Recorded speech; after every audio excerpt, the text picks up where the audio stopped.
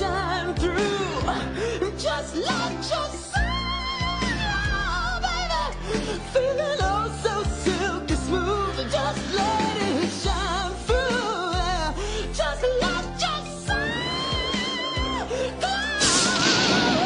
So glow.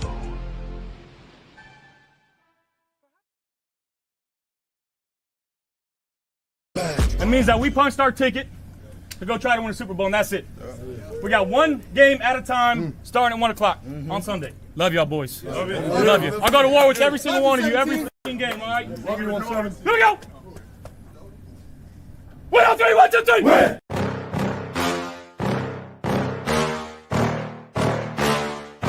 Yeah. Please tell me that I can't, that I won't, that I fail, that I'll never make it out, yeah. Please tell me all the bad, never good, fill my head full of every single doubt, yeah. Please say any negative thoughts, I pop off when I hear people say I cannot. I get off to the thought of proving everyone wrong, I won't stop to the top, so you better back off and get lost. I'ma stay loud, stay proud, never running out, never heading south. I'll be spreading out, call it word of mouth, can't put me down, I'll be getting loud. You can have me douse, not what I'm about, have your fucking cloud. It be raining now, I keep making sound, go another round, bitch I'm legend bound, can't stop me now. You don't wanna fuck with me, I slow burn like a disease. Just tell me that I can and show you things that you couldn't believe. Just tell me that I can. Just tell me that I can. Just tell me that I can. Just tell me that I can. It's showtime. Welcome to Friday Night Lights on the Buffalo Fan Base Network. I'm your host, Tommy, to the highest degree, to the TOP from the 313. And by my side is my main man, my Toucan Sam, the one they call the Apex Man, Mr. Mikey. Happy Friday to you, and happy Friday to all of Bill's Mafia rocking with us tonight. Mikey, training camp. Oh, it started. Baby, it's back. It is back. back. I'm so excited. So excited. Matter of fact, I was traveling for work on the day the first practice, so Wednesday. We were texting back and forth, and you're like, hey, have you seen this? I'm like, I'm not, because I was traveling. But I did catch up, and we got some stuff to talk about, some actual football stuff to talk about tonight. Yes, sir. Yes, sir. We got some punches to the face being thrown on day 2. Leave it to Alec Anderson to be the first one to throw the punch, right? Epinesa. Yeah, through the first, he punched the tight end, the rookie. Yeah, but it wasn't the rookie really walked away. The real scrum was today with Alec Anderson. Yeah, that was the scrum. I'm talking about the first punch thrown was. By the way, I gotta say, like I talked about this I did a live on day 2, in the daytime about that, just camp in general, but. I'll tell you what, I know there's going to be scrums and pushing and shoving and all that stuff. I am not cool with punching a player, a teammate, and I'll tell a few reasons why. One, it's your teammate, right? The biggest reason of all, it's like your brother, right? That's one. I get emotions are high, but punching could also lead to you breaking your hand because most of the time their helmets are on. So it's just a stupid move by the player to be punching, right? And I just don't like that part. Like I feel like you got to hold something back, and punching your teammate, I'm not good with. And I do wonder, because I know it's not an NFL thing, Mikey. I do wonder if certain teams have, fines for that. Like, pushing and shoving, I'm sure that's normal, but do they have a fine? Do you think the Buffalo Bills fined AJ Epinesa for punching Halls in the face? Probably not. I mean, like a small fine, something stupid, maybe even just to have to do some laps or something. Council or something might have one of those things. The players, I can see that. I don't think the team can, from an NFLPA perspective. I think it'd be more of a player-driven thing if they have something like that. Because all that would have to be worked out. The team did it. It'd have to be worked out inside the players union and the collective bargaining agreement and all that stuff. Yeah. And I doubt they get that fine tuned in it. Okay. Because each team kind of runs their own. So my guess would be a player driven thing. And it wouldn't surprise me if they had it, but right. I just can't see it.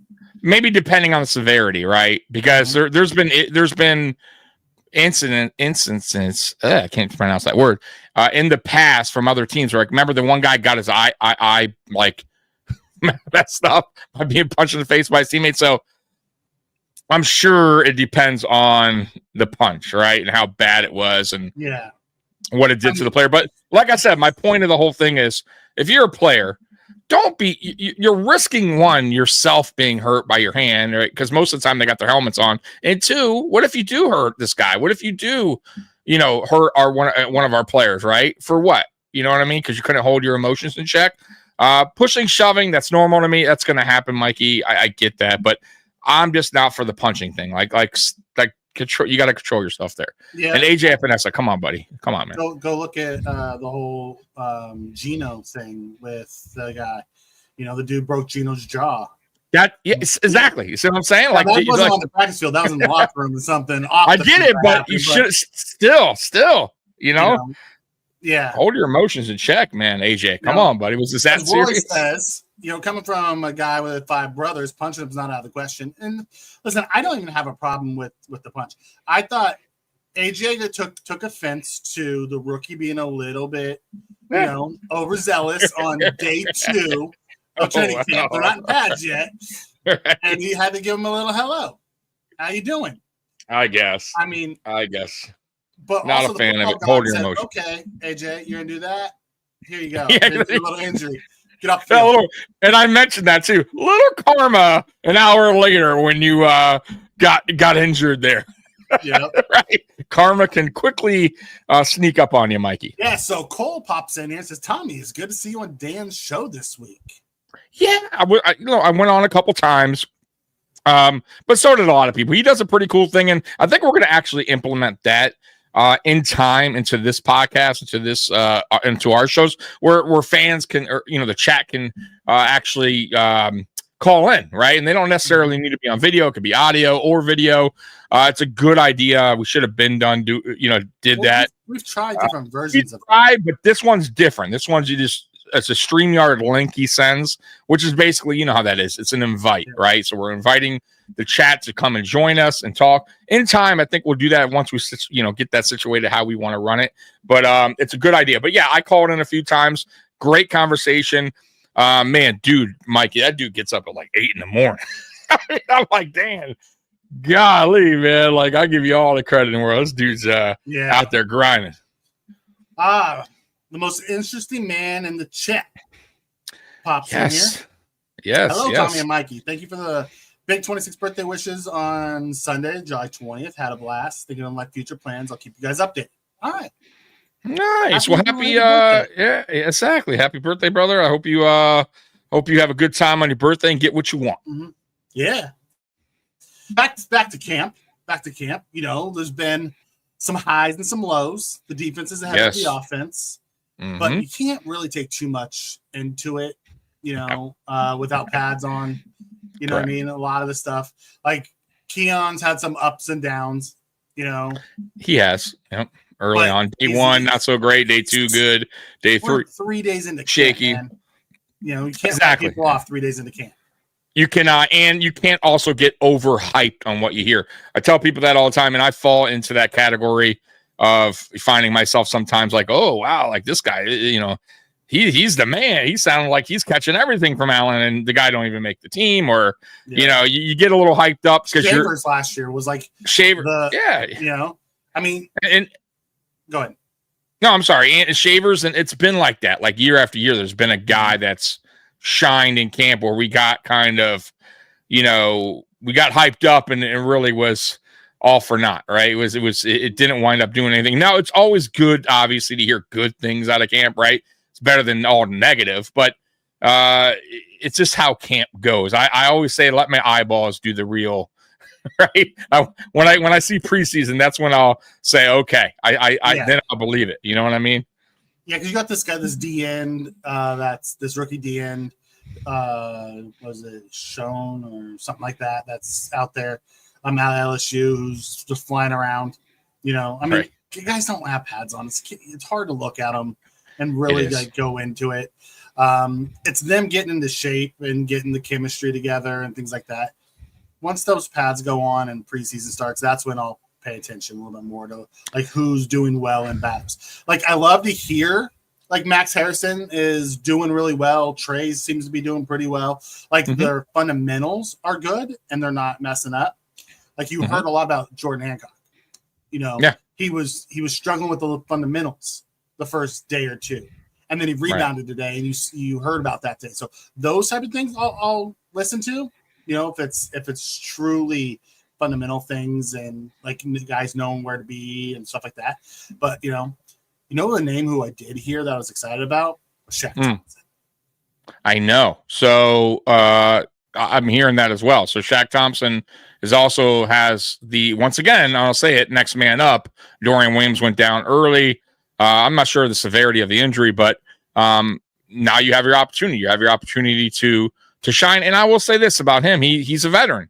So, and, you know, he knows Sean McDermott. He's comfortable with Sean McDermott. So, and he's, you know, I'm sure it's similar, the defense, from what he was in Carolina. So it's not like such a crazy different system that he has to get used to and a new coach or anything. So, yeah, good for him. But once again, it's day 3. Like you said, pads aren't on yet.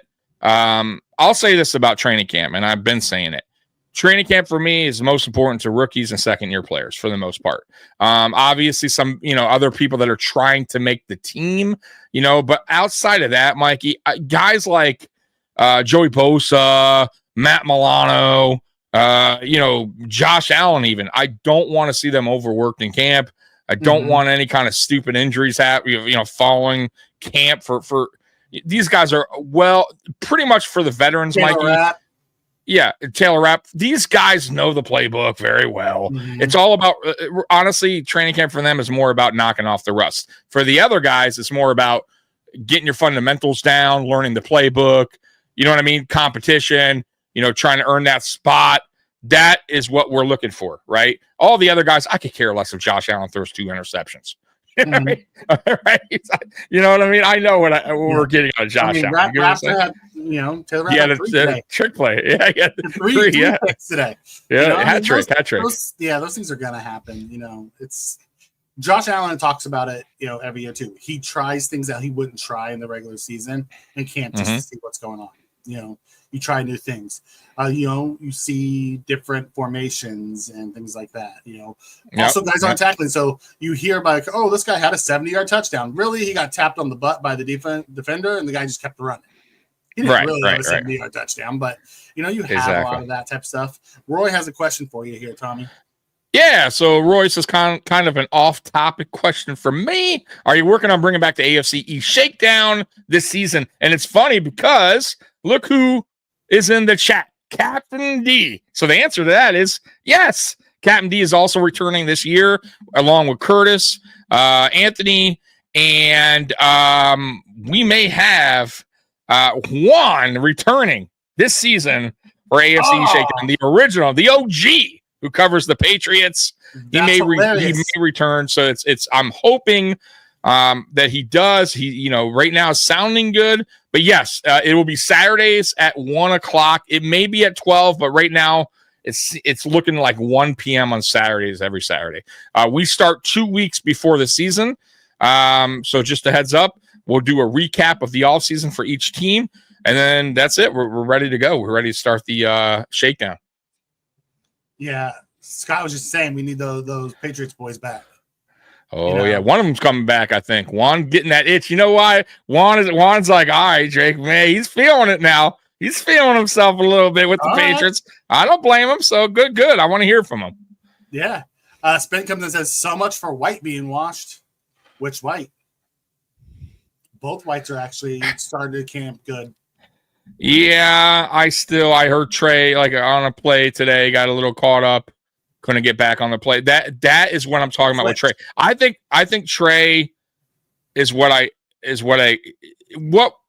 I'm hearing so far is what I kind of expected. Trey is good, man. Trey knows his stuff. He knows his defense very well. I don't think there's anything that's gonna surprise Trey in this defense, right? However, he has lost more than a step. I believe he's lost a step and a half, right? Somewhere around there where it's going to be a little bit tougher for him than seasons past to make up, if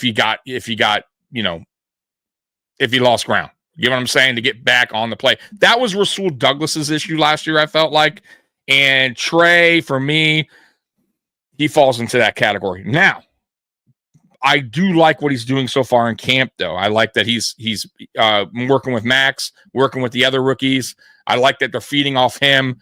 And I like that the fact that he's on this team as a depth guy, because you never know. And who better if something happens to one of these rookies to fill in? Fine, I'm cool with that. Like, I'm okay with Trey coming in for, a couple games. If Max got hurt, I'm comfortable with that. Same, by the way, with Dane Jackson. If Dane Jackson makes the team, I'm comfortable with him as well because he knows the system, knows the team. I know what Dane can do off the bench. But I just don't feel like Trey. I feel like a lot of people, and maybe you too, I don't know, Mikey, and I'll ask you this after, but I feel like sometimes as fans, we get caught up in what once was in a player. And we love these players, and we think, oh, it's the Trey of old. It's Trey White. It's all pro Trey. And I'm a realist, and I know it's not. And I don't want to overhype a guy or get too excited about a guy that I know is coming off 2 major injuries, who's aging, who got released by the Rams, who's okay with the Ravens last year. He's not the old Trey, guys. And I know you want it to be, but the reality is he's not. But I do like him on this team for the other reasons I said. Mikey, go ahead. All right. You don't overhype anybody, but you do underhype guys. We don't know what Trey is. We know what he was last year, but he also had the first offseason in 3 years where he could actually train his craft. So we truly don't know what he's going to be this year. I'm not going to say, and I don't believe he's going to be all pro Trey. He's also 30, getting ready to turn 31. You know what I mean? So, and he wasn't a speed demon to start, but his fundamentals was always really good, and his instincts were fantastic. That's what made Trey so good. If that's still there, I'm okay with some of the stuff. If he starts and then Harrison comes in midseason, takes over for him, I'm okay with that too. I told you that from the beginning because Harrison's learning a lot of things that he hasn't done before. But you see the flashes of Harrison in camp so far already. Like, by getting beat, he got beat, and then he had the speed to make up for it. And Trey talked about it, and then in his after saying, we played 2 different games. Me and that guy. I've never had speed like that. Trey, I don't think he's all pro Trey. I don't think he's the Rams Trey either. I think he's going to come somewhere in the middle. He will be a average to above average starter, and he'll be above average to a better than, under elite backup. All right. I mean, we'll see. I'll tell you what, for me with him, especially him, and I don't want to be that guy where I'm like, hey, Debbie Downer on a former player that I really liked, but ACL, Achilles, major injuries, right? And on your legs as a corner, it's easier said than done when the lights hit. We'll see in preseason. I'll tell you what, with Trey, they're going to give him some opportunities because if they are going to give him the opportunity for that CB2 spot, I assume that they're going to have him play with the ones at some point during preseason, and we'll see what Trey can do as far as that goes. Because also too, man, there's the obviously the injuries come into effect too, right? Can he stay healthy? He hasn't had the best of luck as of late, right? So let's see what let's see what happens. But I'll say it again. I feel like Harrison should, if he does everything right, get that number 2 spot. There's a reason why they drafted him number 1 overall, at least, for them, for the Bills. And we'll see. We'll see what it comes down to. Yep, and I'm excited about it. Here we go. John asks a question. More likely cut, Dane Jackson or Cam Lewis? God. They love Cam. They love both players. I got to be honest with you. That's a great question. I'm going to say Dane over Cam for some reason. Cam, because they like him and that he could play that safety role too. Safety and corner. Yeah. So corner, you can play all three. Right. So they can kind of move him around a little bit more. Mm-hmm. Exactly. And Dane he's more similar to like Trey. He falls in that category. So if Trey makes the team, there's no reason for Dane. So he's kind of the odd man out, in my opinion. I'm sorry. So I saw Captain D say he's saying it right now. It's Dolphins Bills again for the AFC East. Just saying. So hear me out. And I'm not, Captain D, I'm not cocky, but listen, the reality is this: the Buffalo Bills own the East right now, just like the Kansas City Chiefs own the AFC. Not being cocky, it's just the way it's been going. We won the AFC East 5 years in a row. You guys have your own issues going on. We don't have that problem, right? We don't have a problem with our ownership and coaching and GM and players wanting out and a quarterback that has a big red flag because he can't stay healthy. Like, you have a lot going on. You got a receiver who can't stay out of trouble, who wants out, who wants to stay. You got players that want to go. You got a lot going on in Miami.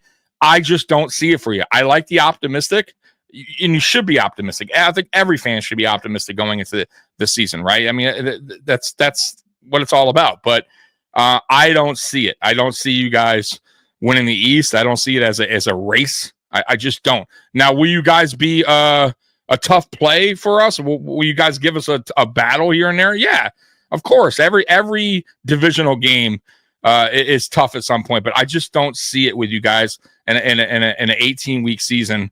It just seems like you guys are a lot going on with that team. And right now, will you finish second, Mikey? What do you think? I think second place. I think that's reasonable, but I don't think it's going to be close to, like, I think we're going into week 18 and we're like, you know what I mean? Like battling it out for the East. You know what I mean? No. I mean, right. I didn't think we'd do that a few years back, and we did because the Bills just played like garbage. Yeah. Well, which could happen, but yeah. Which could happen. Like, I don't know what Miami is going to be this year.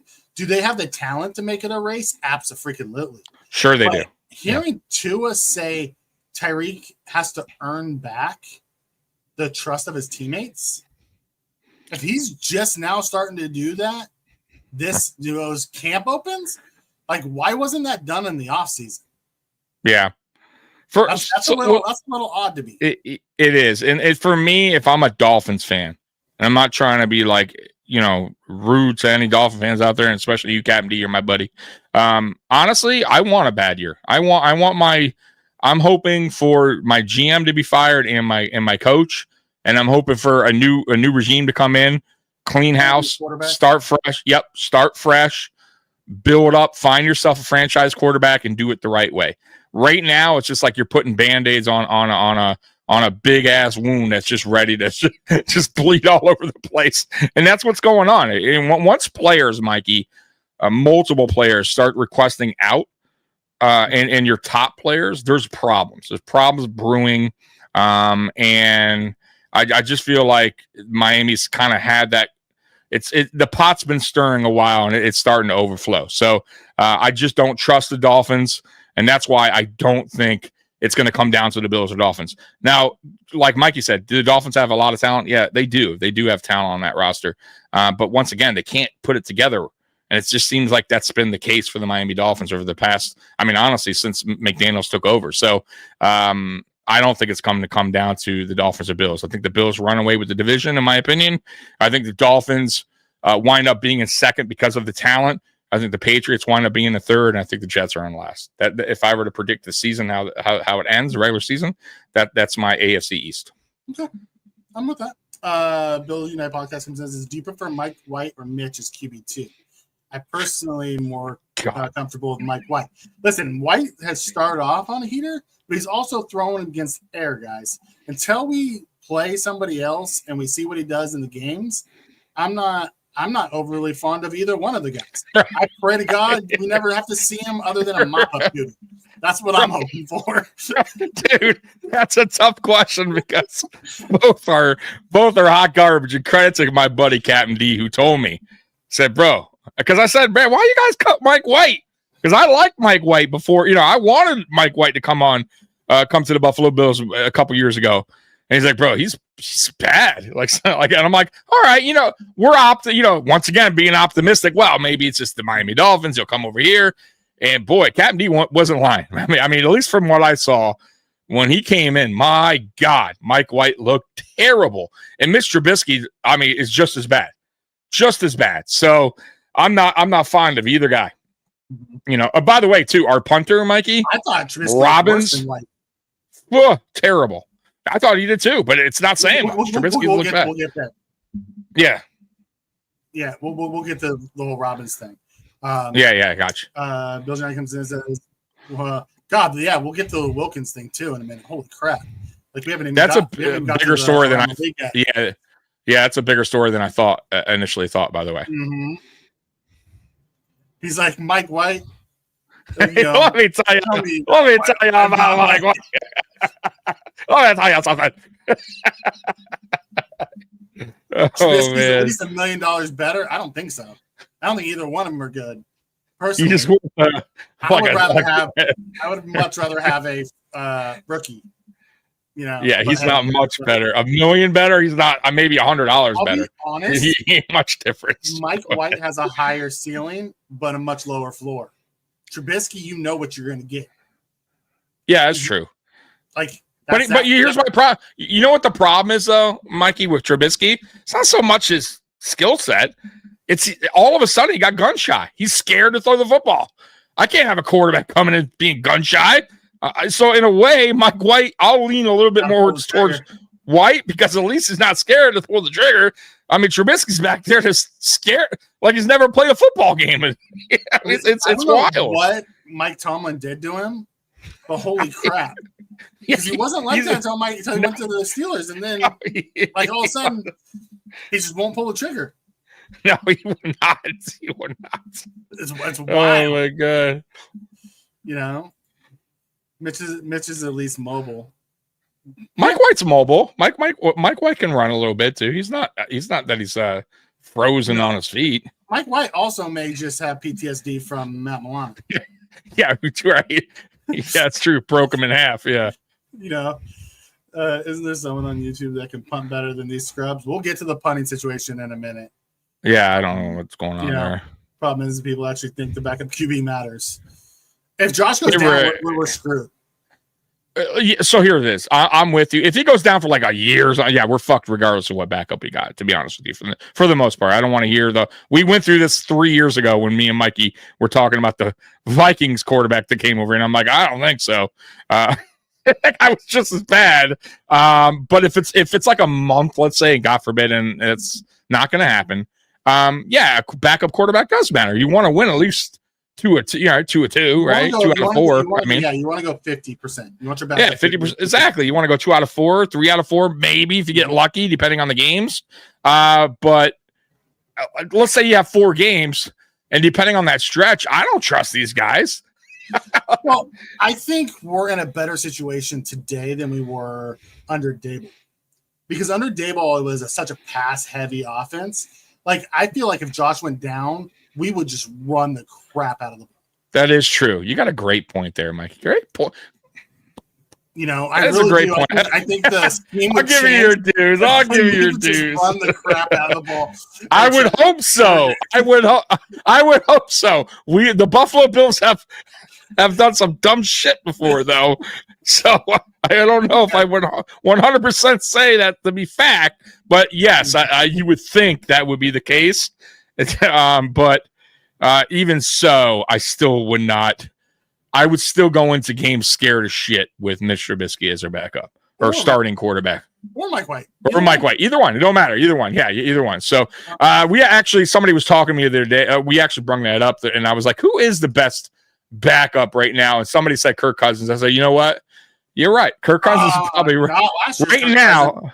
No, last year's first half, Kirk Cousins. First half, Kirk Cousins last year was really, go back and look. He played some really good games. And then the second half, Kirk Cousins, turnover machine, bad. But I'm just saying, like, if you want a veteran, I'll say Kirk Cousins is up there. They mentioned somebody else. Gardner Minshew. I would love Minshew on his team. You know what I mean? There's a few I would trust that I feel like did really well when he had Mariota. Yeah, he's not bad. Tyrod's always really good as a backup. Yeah. I always feel like ex-former Bills don't ever want to come here. Yeah, no, I'm just saying. But Tyrod was always a really good backup. No, he was. You're right. Solid backup. There are still a few out there. Really, one of the best will be whoever wins that Daniel Jones, Anthony Richardson competition. Yeah, maybe. I don't know. I'm not sold on either one. I think they're both really shaky. V coming in. Either one of them would be a good backup. No, you're right, and they're young. They're serviceable. V coming in, Captain D. Anything on Coleman? How's he looking? So listen, Keon Coleman, second year, he's up and down so far. It's only 3 days in the camp. I'm not going to take, it's a grain. We're going to take it for a grain of salt, whatever the phrase is. Take it with a grain of salt. He is up and down. Pads aren't on. I could tell you he's worked in the offseason and was looking good in the videos that were showing. But once again, I got to see it. When preseason comes up. Preseason to me, Mikey, is big time for these players, these young guys, and a second-year guy. So Cole Bishop, right? You want to see something from Cole. You want to see something from Keon. There's certain players that we really want to see a step this year. And if they can't do it, there's a problem. Then they're going to wind up being probably bad picks by year 2 if they can't take a step forward, in my opinion. They have to take a step forward. Yeah. No, I'm with you on that. There's a lot of John comes in and says Richardson's god awful. Dude, you put Richardson in the backfield and you run power with him. You don't know who's going to have the ball. I'm with you. You randomly run a play action and chuck it deep because he can throw a pretty deep ball. Yeah, and you know what? Too, the one guy I wouldn't mind either. The guy at Milton, I would have liked him on this team because you could have just kept him and Bay last year. He got traded. This year off season. Yeah, I'm trying to think of Dallas, right? He's with Dallas now. I'm thinking the guy who went from Tennessee to Green Bay. Godwin Levis got there. Remember they had another one. I can't remember his name, but he stepped in last year and played well.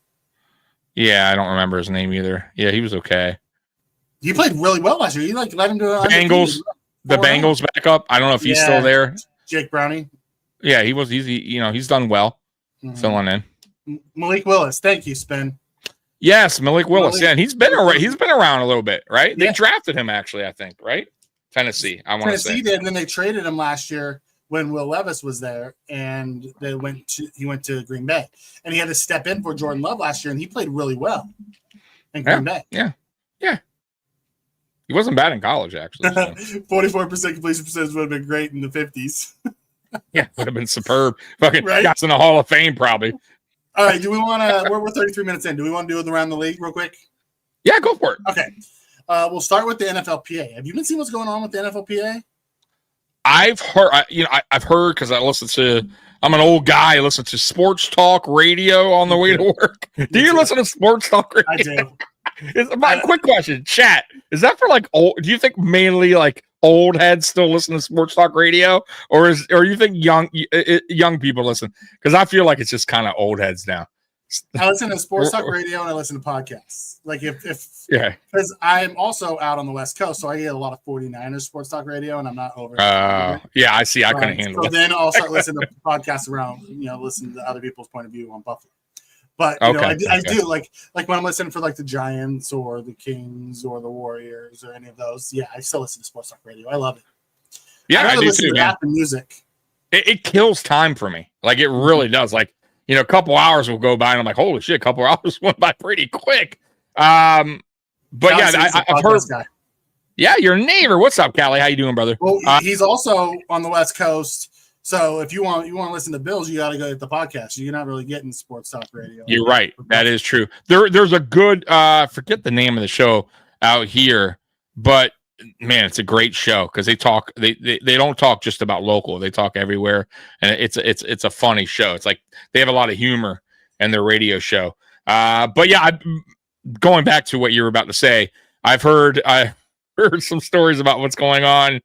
Sounds pretty crazy. Go ahead and fill everybody in. The I guess the NFLPA leader stepped down because there was conclusion with him and like a consulting job he had with someone who was like involved with the NFL, and then there was some other stuff that was going on, and then JC Treader, who was the president, stepped down because of some stuff, and now today it came out that there's NFL docs saying there was financial actions that are being investigated that it's like leads to like criminal financial stuff. Yes. Like, holy, what is going on with the PA? That they're spending money. I'm hearing strip clubs. Uh-huh. I mean, I don't know, but that's what I'm hearing. Not good. There's going to be people going to jail if that's the case. So it's not just that, but they're saying that the financial reports are saying it's not just that type of stuff. It's stuff that they were like profiting themselves and like skimming. That's what I mean. Yeah, skimming and limos and dry, personal shit. So not good. Like, woo, you know. Somebody, you know what it was? Somebody got greedy, and then somebody found out about his greed, and somebody's like, "Oh, if he's doing it, I'm doing it." And before you know it, everyone's hands in the pot. And when it starts to become like that, guess what? Too many hands in the pot. Yep, Daddy caught it to hand in the cookie jar. Yeah, too many cookies are gone. Uh-oh. Someone got mad, leaked it to the press, and blew the top off of it. That's it. Yeah, I didn't get my fair share of cookies. Right? So, yeah. As Weston talks, because this was the next bullet point, old man Mike Brown finally signed Shamar Stewart. Oh, the last remaining holdout. Okay. All right. So, he's not going back to college. He's not going back into the draft. He's going to be a Cincinnati fan. Trey is still sitting on the sidelines holding out. He's like, I'm not playing on that crappy deal that you guys are offering. Actually, I thought Hendrickson, I heard from my last heard, he went back wherever he lives. He totally said fuck him. Yeah, he didn't even show up. He just bounced. He's like, I'm not coming. Yeah, I'm out of here. Yeah. They haven't said who caved. They didn't say if they took that language out or if Stewart just caved and went with it. Right. You know, it's wild. It's wild what's going on. Yeah, isn't Watson running NFLPA now? Like, I don't know what's going on there. That's wild. The spin. I don't understand what's wrong with the strip clubs. Don't judge them. It's where they hold their business meetings. Right. It's not just strictly business. It's not strictly business. There's other things going on that I imagine will come out in the coming months. Sure, I'm sure. It's wild what's going on there, though. Cycle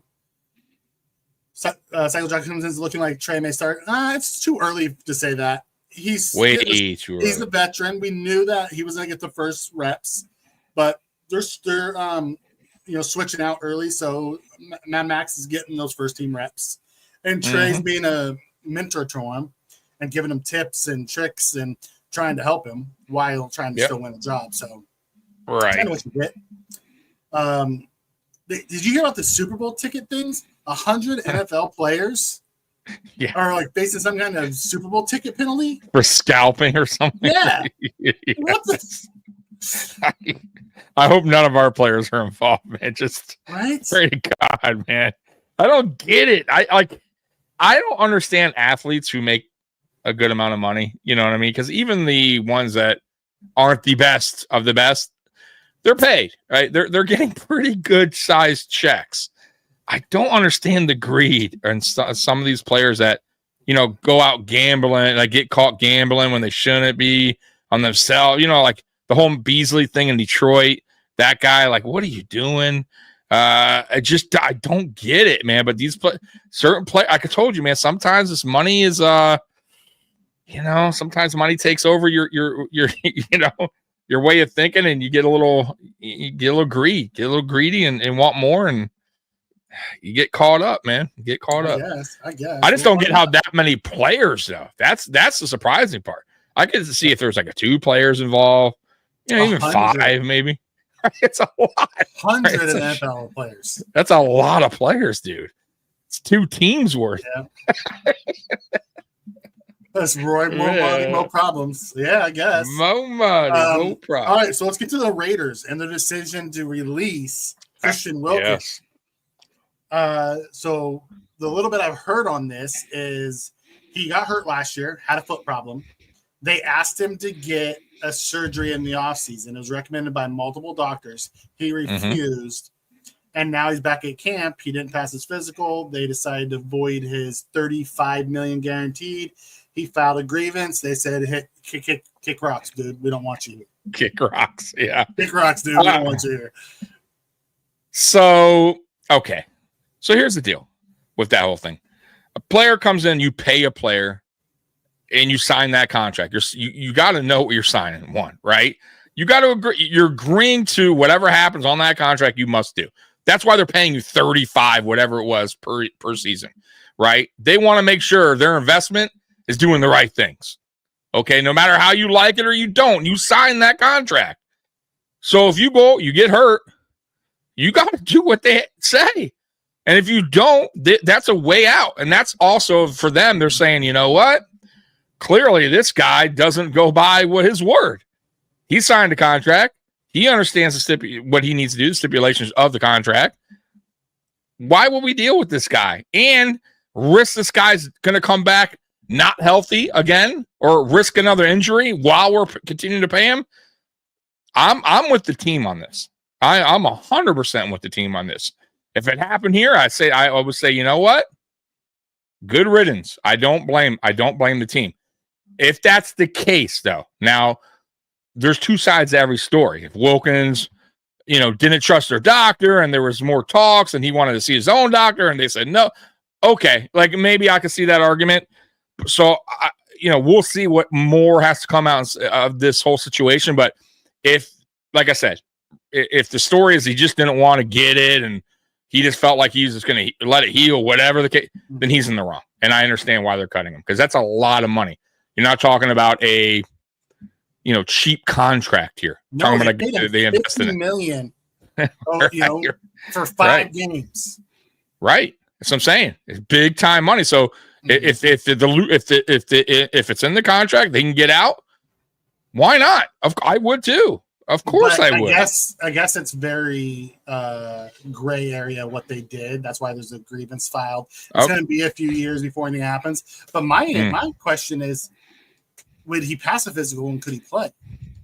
If he can if someone signs him and he can actually play, that's going to be hard for the Raiders to, win that. Oh, I get it. Now, if he can't play this year because it's messed up, that's going to be bad for Wilkins for the suit. Yeah, correct. So it'll be interesting to see how this all plays out. Now, listen, and I'm sorry, Weston, he's not coming to your greener pastures. I see a lot of fans that do not want Wilkins here, by the way, Mikey. Yeah, me too. A ton. And I'm a little surprised because I'll be honest with you guys. A healthy Wilkins, I don't give a fuck about what happened with him and Josh before. I don't care. And guess what? Josh wouldn't care either. Players get over that shit pretty quickly when it comes to winning. And a player like that, say what you want about him, but if he's healthy, he's dominant. And you know who another player who was dominant that, people are like, oh, that guy's terrible. Dominic Sue back in the day. Awful. Guess what? You'd have him on your team. Mm-hmm. Of course you would, because he was dominant. Don't pretend like you wouldn't. And Josh and him would be just fine. Put it this way, even if Ramsey came here, let's say, Ramsey came here a couple years or whatever. Trust me, Ramsey and Josh would be good buddies. No problem. I don't know if they'd be good buddies. But yeah, they would. They'd be cool with each other. They'd be just fine. There wouldn't be no fighting in the locker. You're right. Maybe. Okay. But either way, you want to hear nothing of it. Trust me. Yeah. Jordan Phillips and Josh Allen got into it. Probably one of the bigger fights I've seen Josh Allen, and they were just fine. So just throwing that out there as well. Listen, cooler heads are always like, listen, if he's healthy, I would want it. However, we're so deep at our defensive line right now. Exactly. We're to our D line because that's the one that I'm really excited about. So we'll get there. But, if Beane and McDermott and Babich and team said, you know what, I want this guy, I trust them that they, I'd be okay. Exactly. If they say we don't want the headache, then I'm okay with that. Yeah. Too. I just don't see any move being made. How about that? I think they're done making moves right now. I would be shocked if they made any type of move. Money. But not even about the money. I mean, listen, you could always. I sent you that thing that Greg sent about it. If they were to try to trade for Hendrickson, there's ways around it. You can move this contract year. You could trade Epinesa. You can, and he wound up clearing like 22 to make it happen. You can, but once again, I just don't see Beane doing it because Beane traditionally just doesn't do that. So for players, that is. So I just don't see any type of move being made. So maybe by the deadline, maybe something, God forbid, if something happens, an injury or something happens on our team, or we're just not playing up to standard at a certain position, then maybe I could see Beane going, okay, let's try to make a deal happen at the deadline. But right now, I don't see anything happening. Me neither. Callie comes and says Diggs and Josh tore the team apart. Here's the funny thing. I think Diggs and Josh had a falling out, but the issue wasn't Diggs and Josh. It was Diggs and McDermott. Oh, big time. Like Diggs and Josh were fine, like fine enough to work together. The issue, they weren't bros like they were the first few years, but the real issue was Diggs and McDermott. That's what tore the team apart. And I think what happened was, and Mikey's right, I think it started with McDermott, but what happened was because Diggs is such he's not shy. He's vocal. Or whatever, he's going to say how he expresses his feelings. I think it carried over into the locker room, carried over to his body language. You saw it, the way he was kind of acting, even when he drops the catch. He just didn't seem like to care too much. And I kind of feel like maybe if there was anything with Josh and him, it was because maybe Josh didn't see him as caring as much as he once did. Right? Maybe that was kind of lost in the communication. He kind of maybe saw that Diggs was not happy, right? And if a teammate's not happy, it's going to kind of, it's just not good. So I think that was starting to happen. Frustrations maybe building over with Diggs and Allen maybe a little bit at times, but it wasn't any. Like I said, I think it started with McDermott, and ultimately Beane had to make that decision. It was best for the team. It was best for Diggs, really. Best for Allen, honestly, too. Wesley comes and says Chiefs got $20 million cap space, and Brett Veach put him on ice till later this season. But you have to do it by a certain date, and that's part of the problem. Or he reverts to IR for the full season. You can't just stick him on PUP or IR and then let him wait until week 18 and then pull him off. There's a certain amount of time you have to do that. So maybe it's one of those things that you wait until mid-season, sign him, and then let him get up to speed and then bring him back. Because we did that with Micah, remember? We did. We signed him, put him on the practice squad. We let him sit and marinate there to see if we wanted to bring him up. Yeah. You could do that with him and just have him take up one of the practice squad spots. But if you put him on PUP or IR to start the year, you have to activate him by like week 13 or 14 or something like that. Or you lose him for the whole year. So you can't wait all the way to the end. So it'll be interesting to see how they're, how it would work, Yep.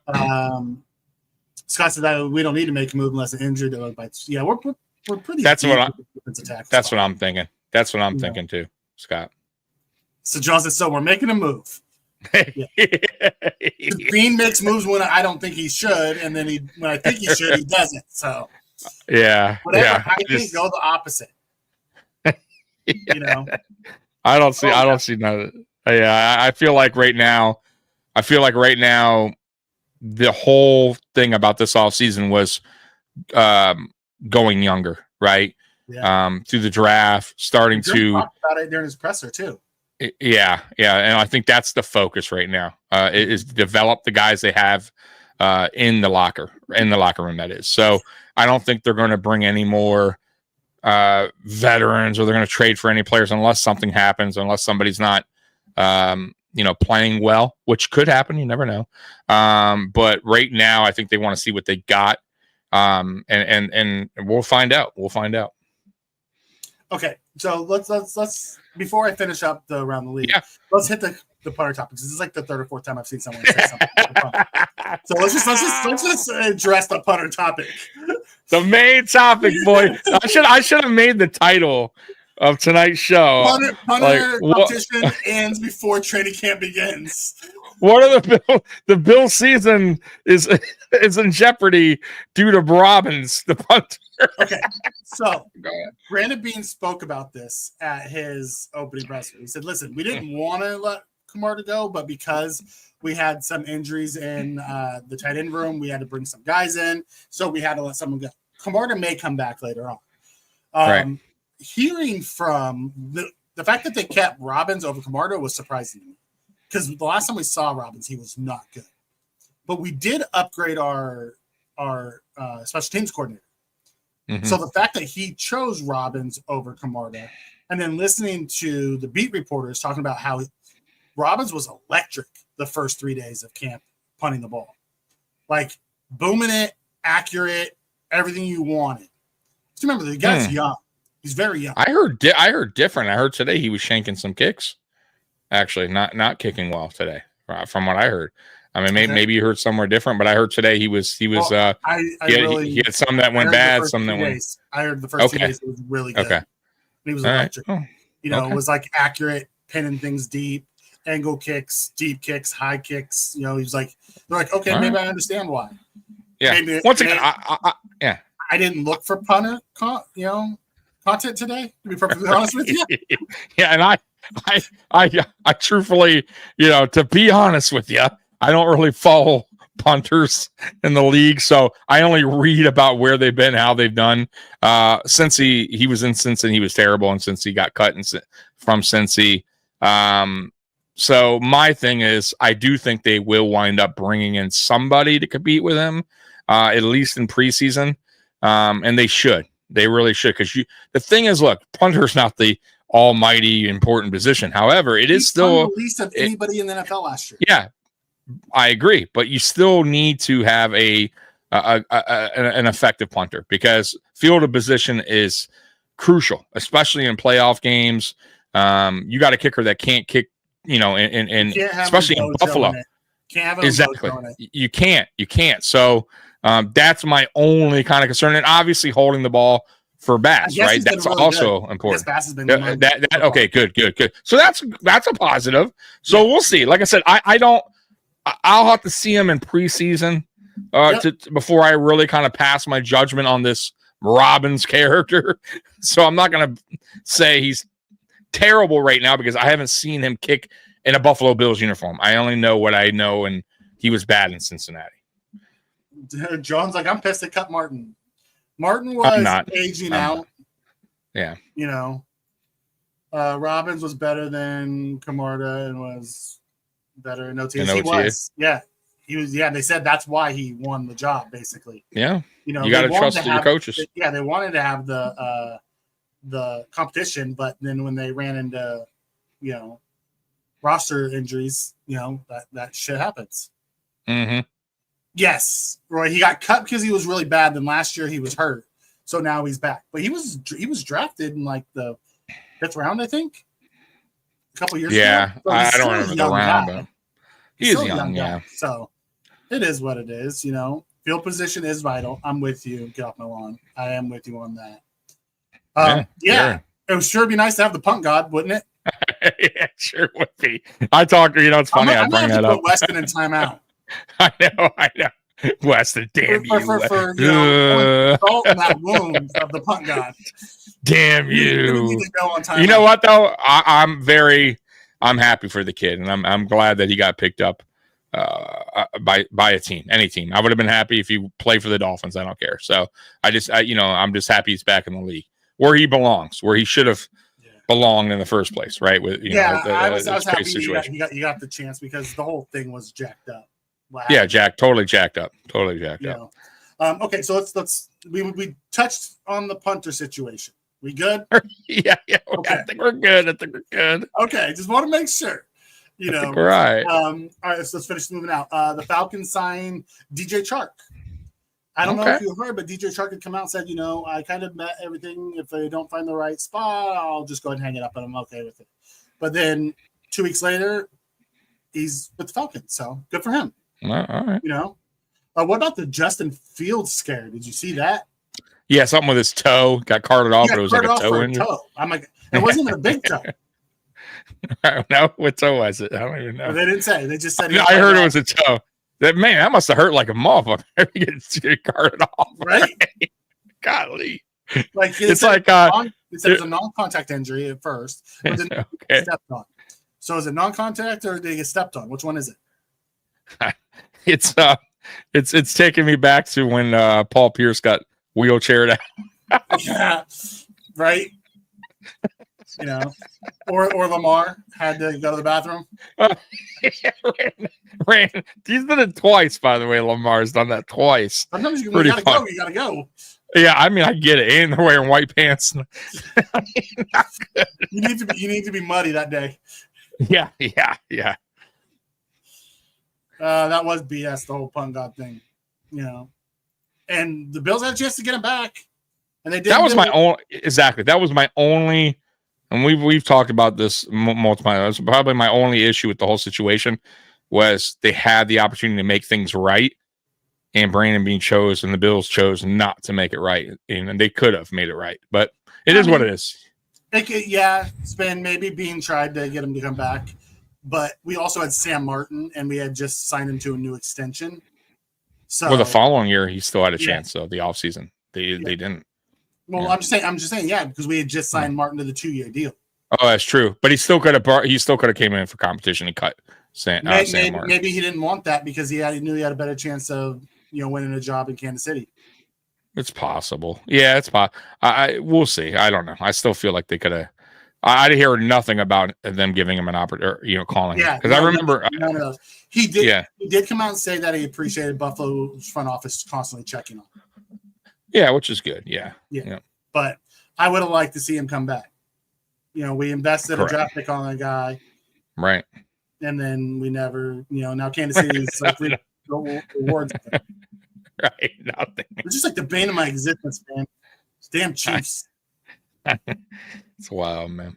Yeah, he was average last year for them. He was, but it was also his first year back in the league. I was just about to say that. Yeah, to really rusty rookie. If you really want to count it, was rookie year. Yeah. It was last year. Missing valuable time. Guys, you don't understand. These are athletes. Yeah, athletes missing valuable time. Let's see what he does. By the way, couldn't have done that bad when he's still on the team. So they still, you know what I mean? Yeah. All right. Shedeur Stewart's not getting very many reps, I guess, at Browns camp. Did you hear about this? No, I didn't. He came out and said he's not worried about his limited reps for the Browns right now. And he shouldn't be. I think he'll get his. I think he'll get his opportunity later on. I think if he's lucky, the Browns cut him and he goes somewhere else and has a chance. Yeah, maybe maybe that's not even a bad thing that he right. Maybe he doesn't. Maybe he suck it up a little bit, not play so good purposely, and get out of there. Or maybe he doesn't get a chance and he gets cut, and he goes to the Raiders and backs up Geno for a year or two while he learns. Yeah. Like I thought that was the perfect spot for him. Go to Vegas. Cleveland's just a bad. It's just quarterbacks go to die. Yeah, they do. Yeah, they do. And then lastly, I don't know if you heard about Hines Allen, his daughter, or son. His son was diagnosed with leukemia last year. Oh, okay. And he gave an update today, and he's almost fully cancer-free. Oh, wow. Good for it. That's awesome. Yeah. That's awesome. I wanted to end on a positive note. Very good. Very good. Which is good amazing. Stuff. Yeah. Good job, Mikey. Good job with that. Appreciate you once again. Mike. Oh, by the way, too, to close this out, too, the Cam Ward. Did you hear about the Cam Ward thing? No. So I should play it. I'll play it. Actually, no, I won't even play it. So they asked him, where is this? So I don't want to say something wrong. Go ahead and answer a chat real quick. This way I can get. There's no chats for me to answer. Oh, there's no chats. Oh, what's up with chat? What's up with that? There is nothing right now. Man, that's not cool, man. All right, so he came. Give me the gist of it. Yeah. So basically, what happened was they asked him. The reporter asked him, how he reacted to the news that Will Levis was being ruled out for the 2025 season. He says, Levis was ruled out for the 2025 season? Yeah, that's it. He got hurt. What happened? He got something with surgery. Something happened. He has to do a season-ending surgery. So, damn, Mike, I thought you knew that. So, so he's not there. So they asked him. A reporter asked him, how he reacted to the news that Will Levis was being ruled out for the 2025 season. His answer was, "I really didn't have a reaction. I focused on Cam Ward." So, I actually don't mind it. It's an honest answer, and I like it, man. Cam's different. Cam is when I heard that, I'm like, but Cam, that's that. But yeah, but it's a court. You gotta remember, it's a court. He didn't say I don't worry about it. He said I focus on Cam Ward. So he's not reacting. He had no reaction. He says I focus on Cam Ward. So he's focusing on his quarterback. You got to remember, man. It's also how would you feel if someone asked Josh? He said, "I'm focused on Josh Allen, not my teammate." As a rookie, I wouldn't mind it. That's competition. You got to remember, man. Cam Ward's going in as a rookie. Has stuff to prove. Will Levis is still competition. Even though I still think Cam. I like it, man. I love it. I love Cam Ward's dialed in, bro. That's how he was in. It's how he was in college. I know you love him. I get it. He's a leader. Yeah, but go back and I don't work. He's a leader. I like it. I love it. That's not a leader. I focus on Cam Ward, man. Listen, he has no. He ain't focusing on any other quarterback. What is he supposed to say? Who cares about Will Levis? You don't care. I feel bad for my teammate. Yeah, he could have said that. It's a. I don't mind it. I really don't. I like it. As a team, we'll regroup and we'll move forward and we'll be stronger from it. I know Will's going to do what he has to do and come back stronger. There's a million things you can say other than I don't give a shit. I'm worried about me. I guess listen. That's the how he feels, man. He said. Yeah, he said ruthless. Wow. Yeah. So look, he's a great guy. Something other than I don't give a shit. I like him, man. I think that's a great answer. Good dude. Here, look, Tommy. Look, I'm gonna play it. Let's play it. So here we go. What was kind of your reaction to the news that Levis had decided to have surgery and it's kind of subtracted from the quarterback room now? I really didn't have a reaction. I focused on Cam Ward. He made what was best for him. You can't be mad at somebody for doing what's best for him. Oh, okay. I wish him a speedy recovery. I'm hoping to see him in the building a lot more. Okay, that's not how you made it sound though. Learning the install of everything. So he's a good football player. When he's ready, when he's healthy, he'll have a chance to the field. There you go. See, not Tommy. That's I'm just. All right. Well, you see, I got the chat riled up, baby. But I mean, he did say he does. Well, I see. You know what though? I didn't know that it was chosen. He chose to, go, do so he didn't get hurt. I guess it was something that was lingering that he needed to do. Mm-hmm. But he still did say I had no reaction to it. But he also said, "Hey, it's his decision." So that's the way he is, though, Mikey. So he's a little. Yeah.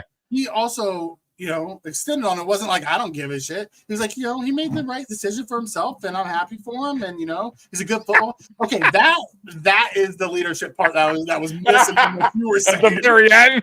So you had to throw that in, and Mikey's like, all right, I forgive him for the first half of that. Well, no, for the first sentence where he's like, I worry about me, I didn't have a reaction, but then he went into the whole. He made up for it. I got you. Yes. Okay.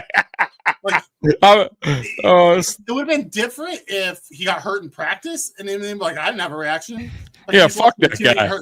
He made a decision. Fuck that guy. Fucking guy. So you're saying if Trey got hurt, Max was like, "Hey man, I don't have a reaction. I focus on Max." Mikey be so mad. That's not. No, I wouldn't be as mad as that as I am with a quarterback. The quarterback is your leader. If you're saying I don't worry about anybody but myself, that's not the guy I want leading. Who is that an Aaron Rodgers type of move, you think? Like an Aaron Rodgers type? But Aaron Rodgers is smart enough to still put something out there like, oh, we're still the bad guy. We'll figure it out as a team and move forward. Well, he did kind of bad. He did say that at the end. He said, at the end, who else falls in that category that you could see being that like arrogant side? Cam. Like that would just do something like that. Just Cam curious. was? Like Cam Newton, you're right. It was like that. Jay Cutler. Jay Cutler was like that. Jay Cutler was ruthless, boy. You're right. I forgot about Jay Cutler might have been the worst. He was ruthless. I thought Peyton could be a little bit harsh at times too. You do not want to get like if you remember the kicker, fucking kicker talking shit. Fuck Idiot kicker. Fuck that kicker. Yeah, fucking idiot kicker. Idiot kicker. Look it up. Idiot kicker.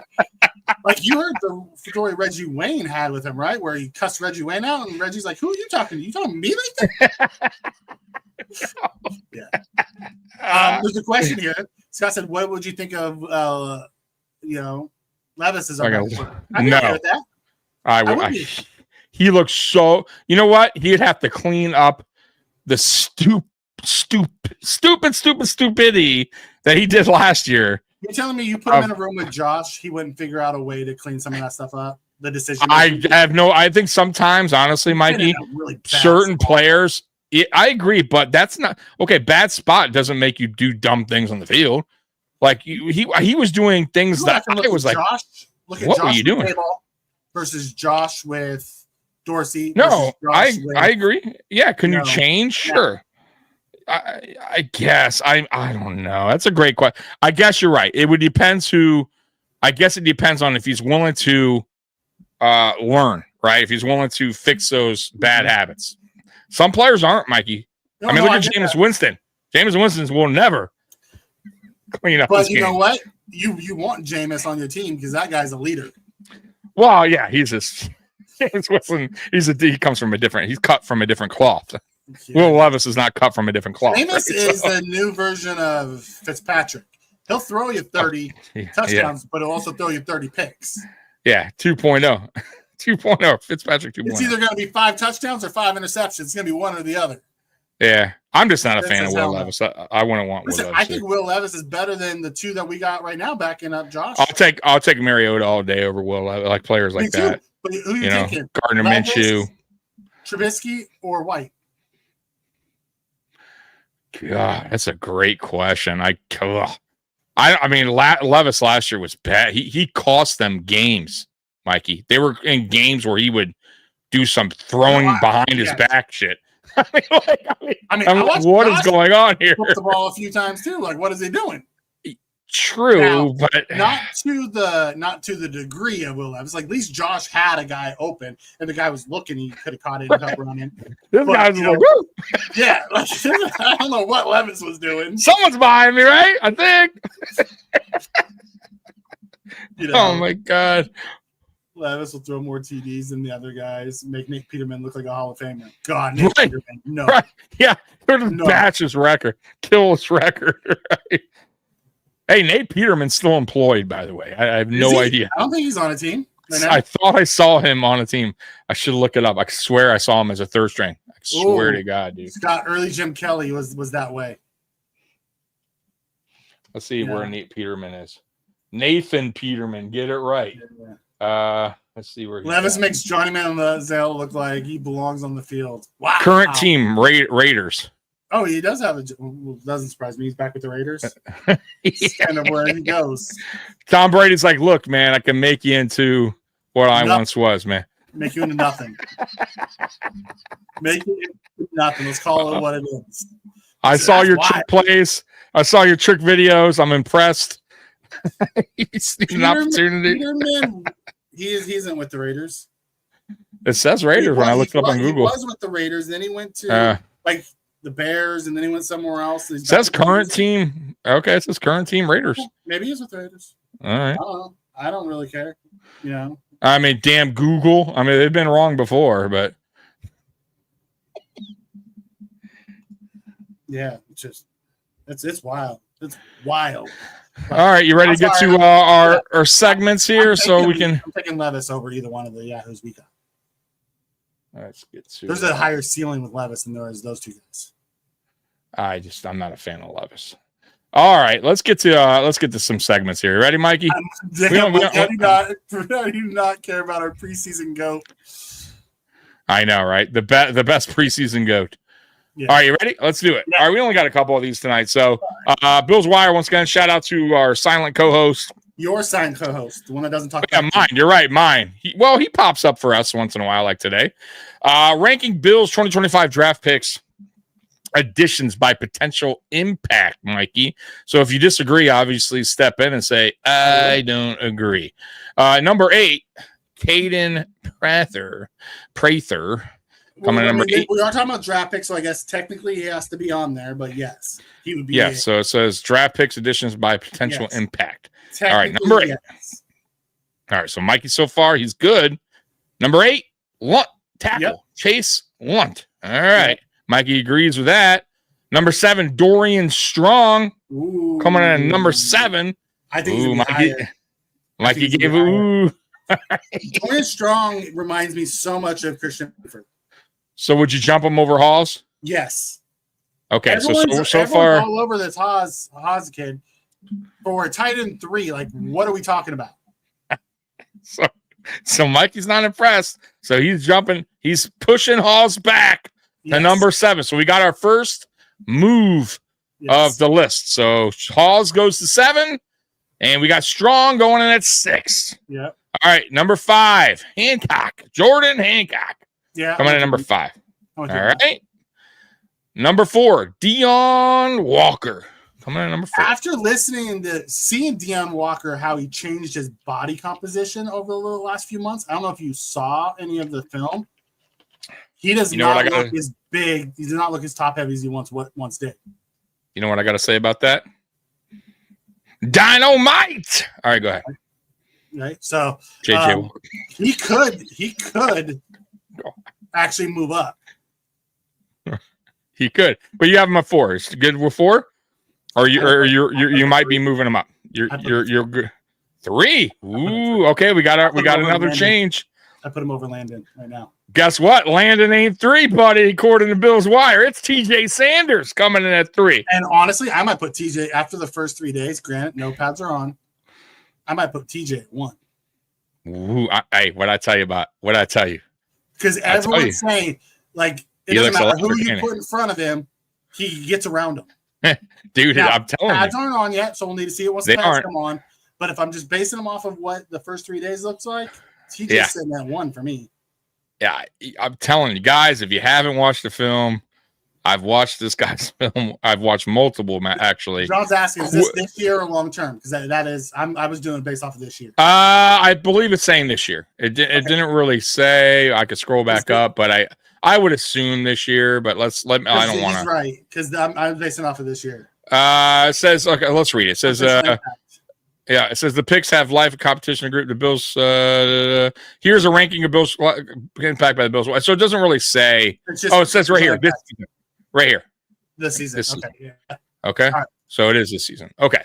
So where we at? So we got. So you would you're moving down. Walker slim it down and having a healthy back. Him and Sanders, may prove to be huge for us this year. Did you hear Ed Oliver talking about him today? Yeah, that he's. So he's a massive human who moves around like a ballerina. Yeah, there was a clip of him, Josh, and Josh actually made the completion, but boy, you see the length when he had his arms up. If he could bat it down a lot of balls too, though. Quick. And he's I think they're going to trim him down some, and I think they actually are. That's why you kind of saw he's a little leaner. He's a dancing bear. Yep, dancing bear. So Landon Jackson at 2. You're pushing Landon Jackson up, correct? You're swapping out one of these. I'm pushing TJ and I'm putting Landon at 4.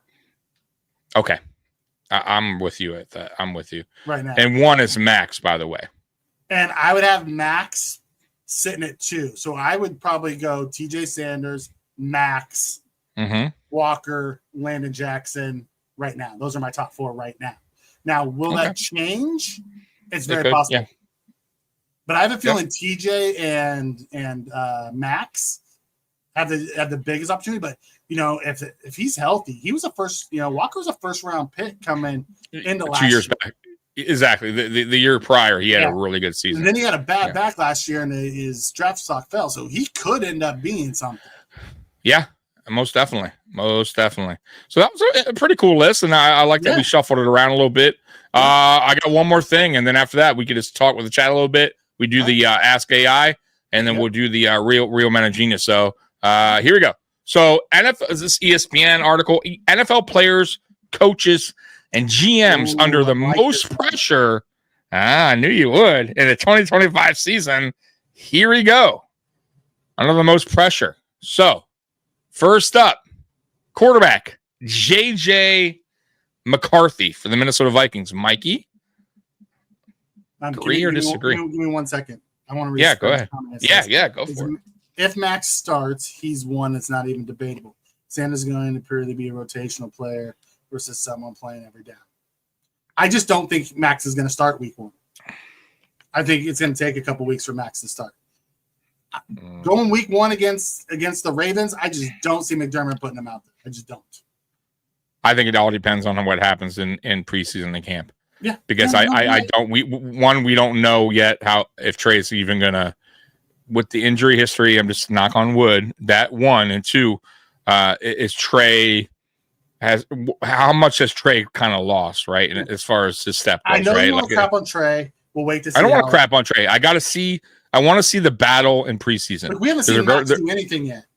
We haven't seen anybody do. We haven't seen anybody do anything yet. At least the rookies. We know what the guys that have been healthy, the veterans, the Josh Allens of the world, the Khalil Shakirs of the world. We know what these guys can bring to the table.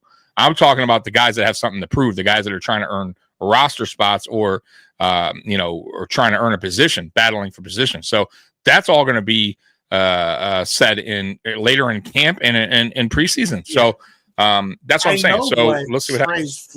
Trey's floor is basically Rasul Douglas last year. Yeah, I'm with you there. Okay, that's fair. So, and that's how I'm looking at it. I know what his floor is. I don't know what Trey's ceiling is because we don't know how much he's gotten back from when he was injured last year. Because he finally had an offseason to rest and train and do the things he needed to do. But I also disagree with what he says here. Just because he's starting doesn't mean he makes an impact. If Sanders is a rotational guy and gets you 8 to 10 sacks and Max is just a starter out there and doesn't have a massive impact just as a player, you're telling me that means Max, because he started, is a bigger impact than Sanders, who got you 10 sacks on the year and is in a rotational role? I don't believe that. Now, I can't see Max just being a random dude out there. If he's playing, he's making plays. The dude's just a ball hawk and a playmaker. Yeah, listen, man. If Sanders is out there making plays, they're going to have to get him on a higher snap count. He's going to be more than just a rotational player.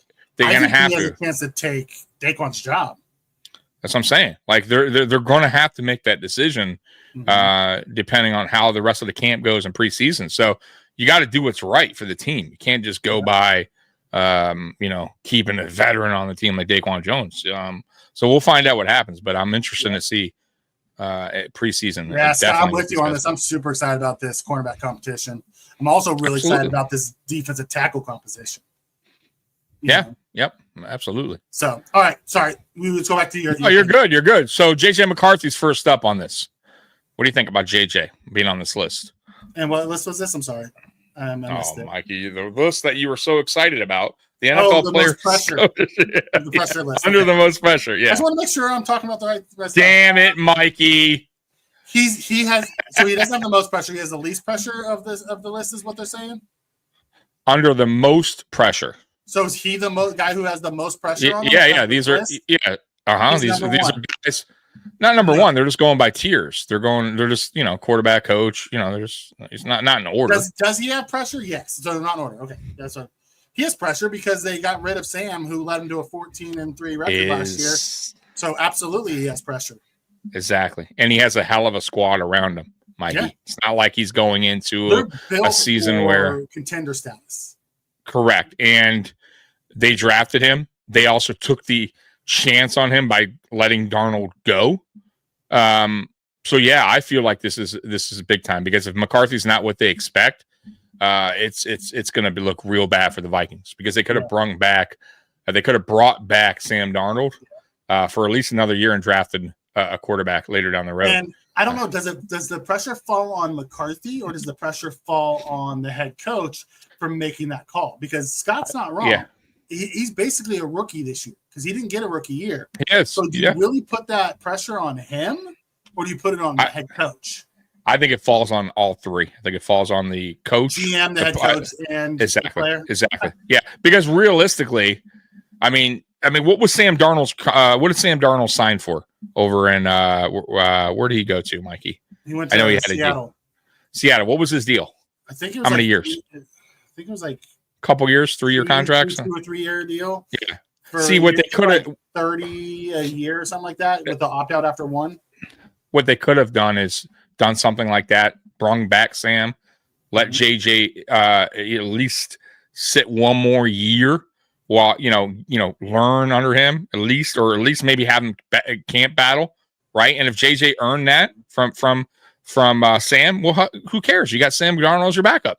Yeah. Something goes wrong, you got Sam there. You know what I'm saying? So just to leave it all on JJ McCarthy is a risky play, boy. That's a roll of the dice. So we'll see what happens, but. Yeah. That could really backfire if JJ doesn't work out year one. Yeah, just saying. And yes, technically it's his second year, but it'll be his first year playing because he missed all of last year. He had one game in preseason. Sam's got 3 for 100, but they can opt out after one. Where did Tommy go? I'm here. Okay. All right. So next up on this list is Breece Hall, running back. New Jersey Jets. What do you think? Under the most pressure? No. Got a lot of pressure? So you disagree with? Yeah, no. Okay. I'm not sure any Jet has pressure. Like, I'm with you. Who's expecting a lot out of the Jets? Right. Yeah. I'm with you. Now, I don't know why. Is his job on the line? Yes.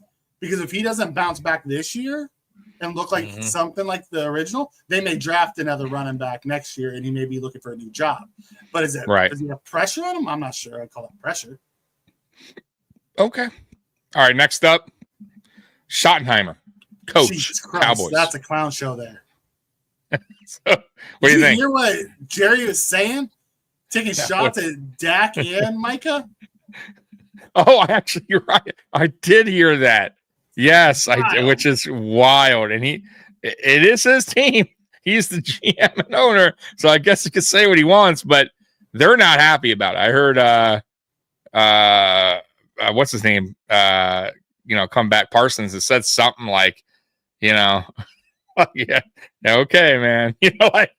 He's just kind of rubbing the players the wrong way over there. So you better be careful. Sure the pressure's on Schottenheimer. Like, I think he's a one and done coach. I think he's lame duck. Like he couldn't get anybody else, so Schottenheimer was like gifted the job. Very much like David Cooley was in Houston. He was a 1-year stopgap before they went and got DeMarco. Or D'Amico. Was it D'Amico Ryans? D'Amico, right? Yeah. Jarek, I'm gonna hold this. This topic's gonna hit us right after this list. Yeah, we're almost done with the list. I love that topic. Next up, Woolen, cornerback, Seattle. No. Nope. Okay. I don't find pressure. I don't know much about him. So Braxton Jones, he's in a contract year. Like that's where it becomes. Yeah, right here it's saying about the contract, $20 million per year. Yeah, that's where it becomes. Does he look like he did the first 2 years, or does he look like he did last year? Because he fell off last year.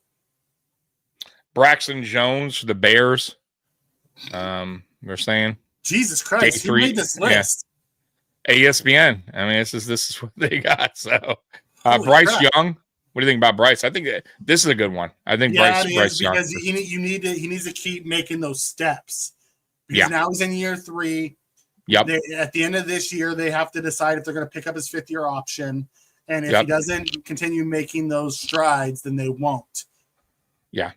I say, I'm with you. And by year 3, you got to know what you have in your quarterback. In year 3, they should be pretty developed. Up. You need to see they should be moving up. Exactly. They should be somewhat developed by then, right? They should have their flaws behind them. And like you said, they should, getting better at their craft, correcting the mistakes, all that good stuff should be done by year 3, or at least much better. Completion percentage, turnovers, all that stuff. You want to see that stuff better by year 3. If you're not, then you have a decision to make, right? And ultimately, it's to draft another quarterback or move on. So we'll see. I mean, he looked better in the second half of last season. Brian Dable. Yes. Dable's trying to save his job. Yeah. Him and Joe Shane should be together there. Yeah, and he may be. We haven't gotten to the GM yet. I don't think we hit a GM yet. So Dable's on here. Let's see if Shane's on here. Oh, there is a GM, but it's not Shane right now. It's Terry. Can't pronounce the last name. Fontenot. Yeah. Yep. So I don't know why. I don't know much about the Falcons. I can see that. I can see him and the head coach both being on the hot seat. They've drafted. Okay. I mean, it depends on Arthur Blank's pretty, forgiving and letting these guys build it. But Fontenot drafted, Pitts. He drafted London. If some of these guys don't start, Cousins, a lot of money. But they drafted a young guy. If some of these guys don't start actually producing, I could see them being on a little bit of pressure. I don't think it's at the end of this year, but I can see if it doesn't get better. Sanders? There's zero what the hell is this list? There's no pressure on Sedor. I don't think so either. 5th round draft pick. Listen, this is ESPN. Listen, not mine. I didn't make it up. The clown show of ESPN. Coach Gannon. Jonathan Gannon for the Cardinals. I can see this because it's year 3. You need to see something.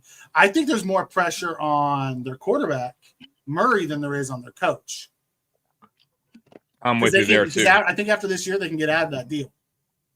Yeah, I'm with you. Man, I like Murray, man. It's just he's so inconsistent in his play. He needs to start being more consistent in his play for sure because he has the tools, man. I'm with you, Scott. Alan Dable. Alan also. I don't. Hey, look who's on the list, Joey Bosa. Hey, this list is trash. Hey, Joey's on the list, baby. How is he under pressure? He's not getting. Why? 25, $30 million a year. He's making 12. I made a call, buddy. I told him put Joey on the list. Holy shit! This is hard to read, Tommy. This makes zero sense to me. I said put him on the list just for Mikey to make Mikey mad. Mikey's not. So you're not going with it, huh? You're not happy. You don't like. I don't understand the list. Like half these guys don't have pressure. I think there's been 3 guys on this list so far that actually has legit pressure. All right. So Mikey's not.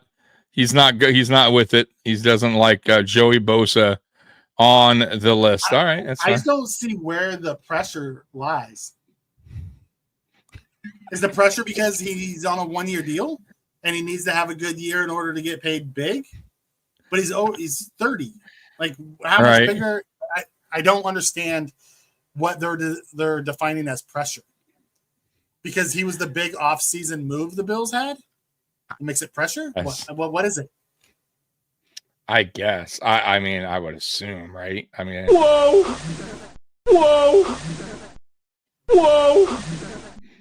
All right. Let's move on.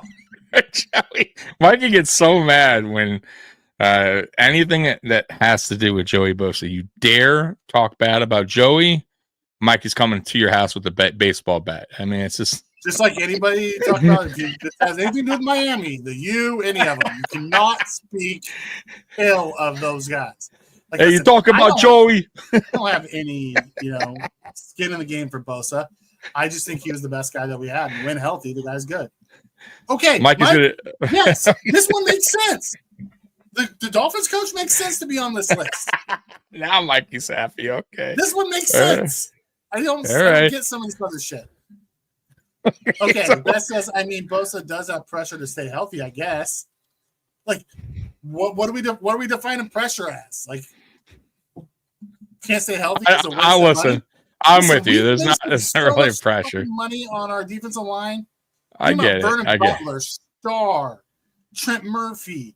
Oh, there's a ton. The I entire crew last year. And the year before that, and the year before that, and the year before that. We haven't had a good defensive line since freaking Kyle Williams left. Yeah, I don't listen. I'm with you. I'm just joking around with you. But I don't think he should be on. He's not under pressure per se. He's a 1-year deal. I mean, he's $12 under million. pressure if you're saying he needs to have a good year in order to I get mean, a big number. I'll say this for him. He's under pressure maybe for himself because if he gets hurt again, then it's going to be just like, who's going to want to sign this guy, to be honest with you, after the year? You know what I mean? Like, as far as his career goes, you know what I mean? Like, he has another year where he's banged up, underperforms because he's injured. $8 million next year, hoping that they can keep him healthy. Yeah, I wouldn't. Mikey, that's insanity. Like, I'm just hypothetically freaking contracts, brother. I get it, but hypothetically, I'm just saying he gets hurt, underperforms. He's not anything we thought we could get out of him. Vaughn just got contract. I get it, but Vaughn also wasn't hurt last year. Vaughn did all right last year. Vaughn wasn't terrible last year like people thought. He did okay. He wasn't great, but Vaughn's also a future Hall of Famer. Joey Bosa's not a future Hall of Famer. So, of course, Vaughn's going to get signed. I'm just saying, Joey Bosa misses another year. I'm not saying he can't get picked up by a team, but I don't know about decent. He's getting picked up by another team. $8 million. You that. I guarantee you. I get it, but if I'm a GM, I wouldn't touch that dude. Picked him up this year, though. You don't like him. I didn't say I don't like. I listen. Red flag city when it comes to injuries, big time. So is Landon Jackson. We drafted him, and we're excited about him. He's a rookie on a rookie deal. Who cares? Landon Jackson winds up, his injuries wind up following him into the NFL. Yeah, it sucks. We shouldn't have probably drafted him if that's the case. But I'm not worried about that. He's on a rookie contract. You know what I mean? At the end of the day, you can still go back and draft another rookie. $12 million is $12 million. You know what I mean? So we need to get some return from Joey Bosa. You can't just go, who cares? Do nothing 1 year. We played Trent Murphy. We played Butler. We paid Starr. All more than $12 million. Got nothing from them. Right, but we're still not liking that. Wasn't like we're like, we're cool with that, right? Were you cool with that? I wasn't cool. I didn't like Trent. Okay, so the same can be said if Joey Bosa doesn't do anything for us. I'm just saying, hypothetically, if God forbid he gets hurt, doesn't produce, he's not available for the playoffs, you can't say that it's just a pass for him, but everybody else that was fucked up. We shouldn't have. I wouldn't give him a pass. I'm just saying I'm not overly like, it's pressure on him.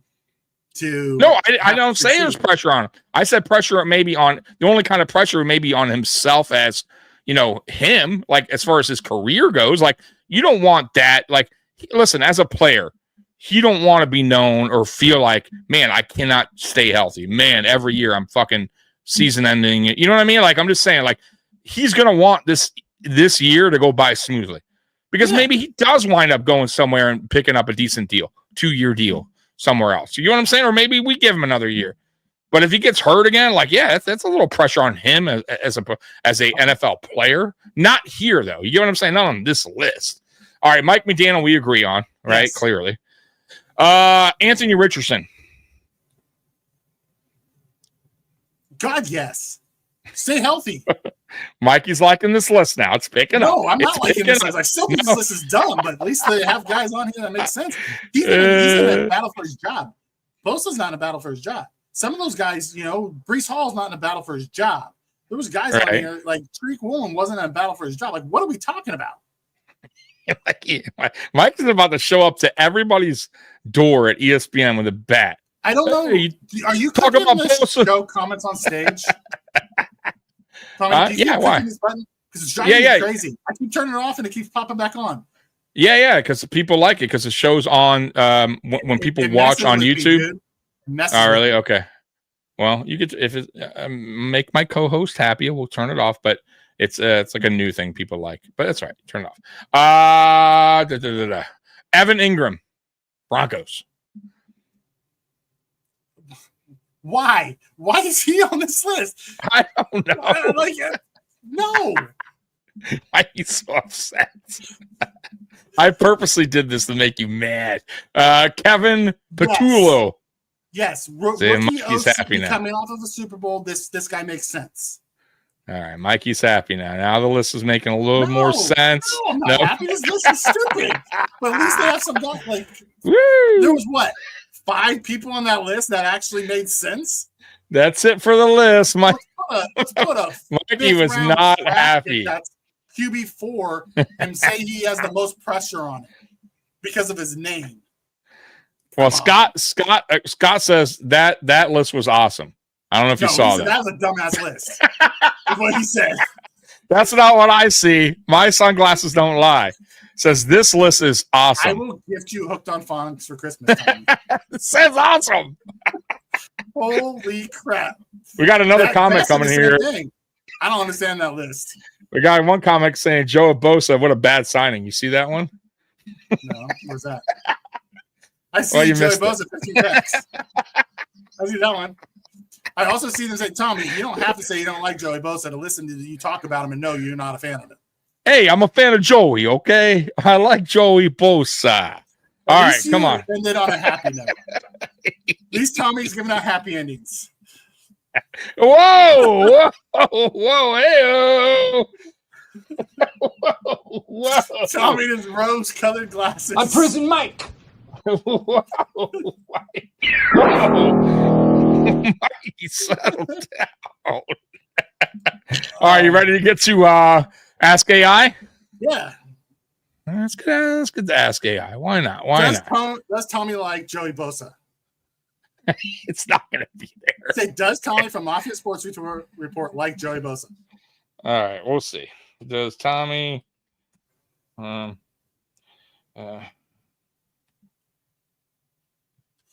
the only Joey that Tommy likes is Buffalo Joey. All right, put Joey. Okay, Joey. All right, here we go.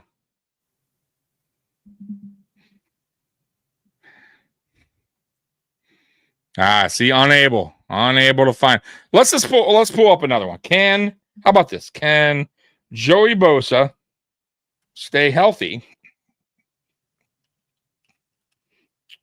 in the for the 2025 season, NFL season?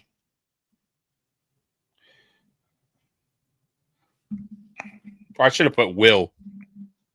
Fuck. Whatever. They'll get it. Can he? Of course he can. It's going to say, hell no. It's going to say, Mikey doesn't know what the hell he's talking about. All right, let's see. Well, I like this one. His proven talent, 72. So, yeah, it didn't really tell us here. It's a critical question given its history of injuries. Based on available information, there's cautious optimism, but no guarantee due to his track record. Bosa now with the Buffalo Bills after signing 1 year, $12.6 million contract. So here we go. Since 2022, Mikey, he's missed 23 games due to various ailments, including groin, foot, hamstring, toe, back issues, gluteal strain affecting his sciatic nerve in 2023 and 2024. He played 14 games for the Chargers, but dealt with a fractured hand and back injury.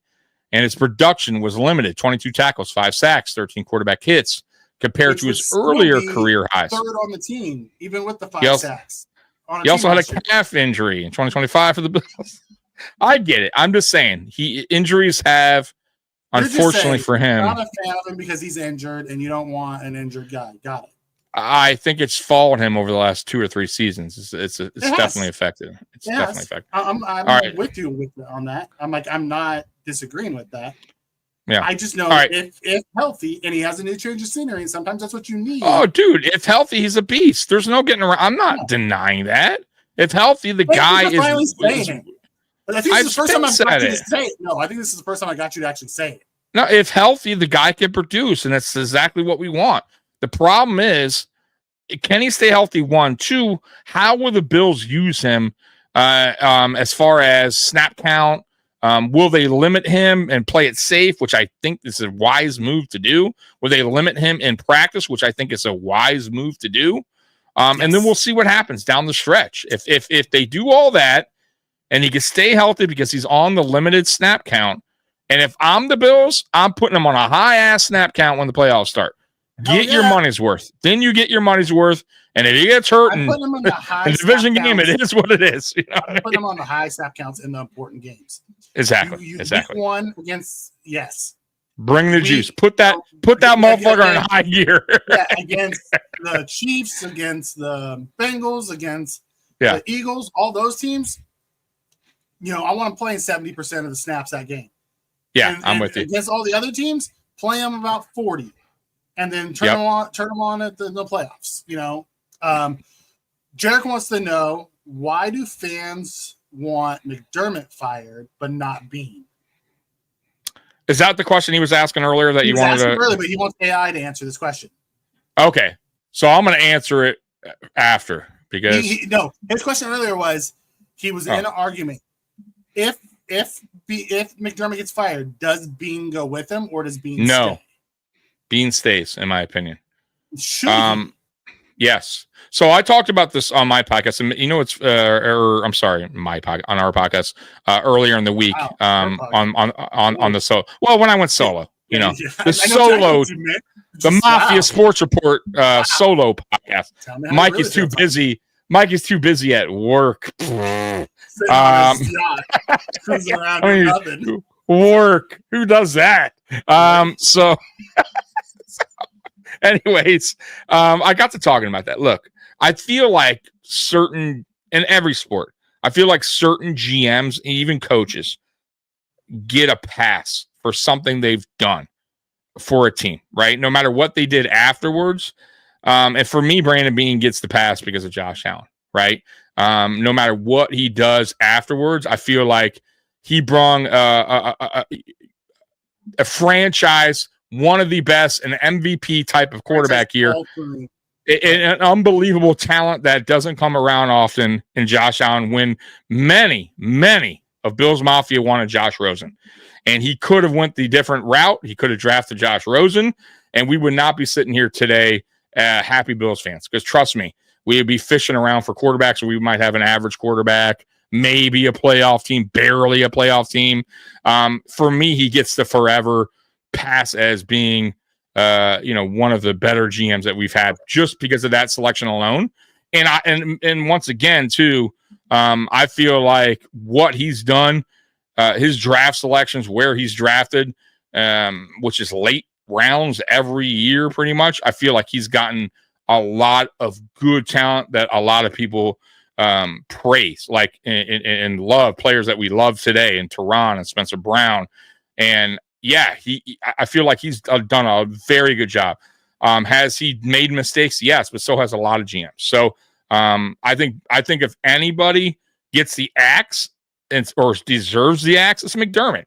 At the end of the day, look, McDermott is the team's voice. He's the leader in that locker room. He's the guy that goes onto the field, leads this team out to the field. He's the guy that talks to the team after the game. It's not Brandon Beane. Sean McDermott is the guy he's the guy in charge of that football team. He's the guy that would need to go. And he's the guy that ultimately has dropped the ball, not Brandon Beane, right? Brandon Beane's not out there coaching 13 seconds and blowing it. That's Sean McDermott. So you can't blame Brandon Beane for that. So for me, it's Sean McDermott, and I think Brandon Beane's done a good job here, and he's brung the best quarterback probably we've ever had in this franchise history. So he gets a very big pass from me, just for that alone. All right, I'm gonna put it here while you're figuring out how. What's the question on AI? The question on AI is, why do fans want McDermott fired but not Beane? Okay. I don't think either one of them are going anywhere anytime soon. I'm gonna say that out right up front. Fans want McDermott I think they fired. should be tied together, because very much like what Jarek's talking about. McDermott has failed in the big moments, but last year wasn't on McDermott. The players failed last year, and that's why they lost. Unless you want to put the dumbass tush push over and over and over on McDermott, but that's really a Joe Brady issue, not a McDermott issue. True. But the defense also shaky. Let me finish. Yeah. The defense was in a rebuild year. We knew that going in. And the fact that we got to where we did and we had so many turnovers, I give credit to. But at the same time, the depth last year was really bad. That's a Beane thing. Beane's gone out and gotten guys. Granted, he's getting guys in the mold that McDermott's asking for that hasn't done well. He's drafted well. He's gotten Benford. He's gotten Torrance, and he's gotten Allen. He's gotten a bunch of these guys, but he's also missed, and he's not getting like. You look at what Kansas City's done. They've missed, but they've also hit on all pro level guys. They have. I get that. Solid contributors, but he's not getting those high ceiling superstars. Okay, but we have guys that are trending in that direction. Christian Benford is a top 10 corner. He's potentially a top 5 if it depends on how this year goes, right? I would consider that getting up there in time. I'm just saying, not now, but I'm saying, and if you're going in the head direction, if you're going in, okay, Spencer Brown is heading into that direction. Osiris Torrance is heading into that direction. Talking about players that have. Those are all starters. Let's talk about our depth. To where when Kansas City has the guy, they still find a way to get around their depth issues. Buffalo doesn't. True, but we also can go back and say McDermott wants certain players that Beane is drafting that fits in McDermott's scheme. We've talked about this before. He wants the smaller guys, the lighter guys. He does, and that's my point. But maybe he needs to. Tied together. Yeah, so I guess. If McDermott goes, Beane goes, because they're tied together. McDermott was here first. So if Beane doesn't follow the McDermott line, isn't on the same page, and you had to pick one, and they now have a falling out, and one has to be picked, I guarantee you that Pagula's taking McDermott. I don't think so. I don't think they're tied to the hip. I think McDermott. I think they're both gone. If one of them goes, I think the other one goes. Should they? So. Probably not. But I think will they? Yes. But I don't think either one of them are going anywhere. No, they're not. But that would be contenders. Why the fans want McDermott fired? I understand. But if you look over the last 2 years, the issue hasn't been McDermott in the playoffs. It's been a failure of the players. And scheme. It's his scheme. Ultimately, at the end of the day. At the end of the day. It's also. Threw the ball to Diggs. He dropped it. Last year, I get it. But you're talking about certain plays. You're not talking about the course of the whole game where McDermott tends to, and we talk about all the time, let his foot off the pedal. Tense up. He tenses up in games, right? We'll have a lead. He wants to play soft zone. He lets teams back in the game. This is all on coaching. This isn't players. But that's not the reason why we've exited. That's what I'm saying. The last 2 years, that's not the reason why we've exited. Well, listen, and I'll tell you this too. We're heading into year 9 with Sean McDermott as a defensive-minded head coach, and our defense is still a problem. That's a McDermott thing. That is a McDermott. That's not a fucking brand Beane thing. That's his scheme. That's his players. That's the guys that he's coaching up. I'm not defending the guy. I'm just saying, look at my issues go back to like when he made dumb ass calls, goes back to like the 13 seconds in the year after when he didn't have the guys ready, those type of things. Yes, the scheme sucked, but we weren't supposed to be where we were last year. Like we knew that defense was going to struggle last year because it was in a transition. No, I agree. I'm with you there. I'm okay. Players failed the team last year, not the coaching staff. Other than Joe Brady keeps shoving Josh Allen forward. Like we have 3 running backs who've been fantastic, and all of a sudden, all we can do is a tush push. Yeah. I don't know. I just feel like we keep giving. Go down this rabbit hole. So ultimately, that's my take. My take is I think they're tied together, but I don't think either one of them is going anywhere. I just feel like we give this guy a lot of, He's been excuses. Good. He's been good. He just hasn't gotten over the hump. I get it, but when is the question? Why? I don't know. And when?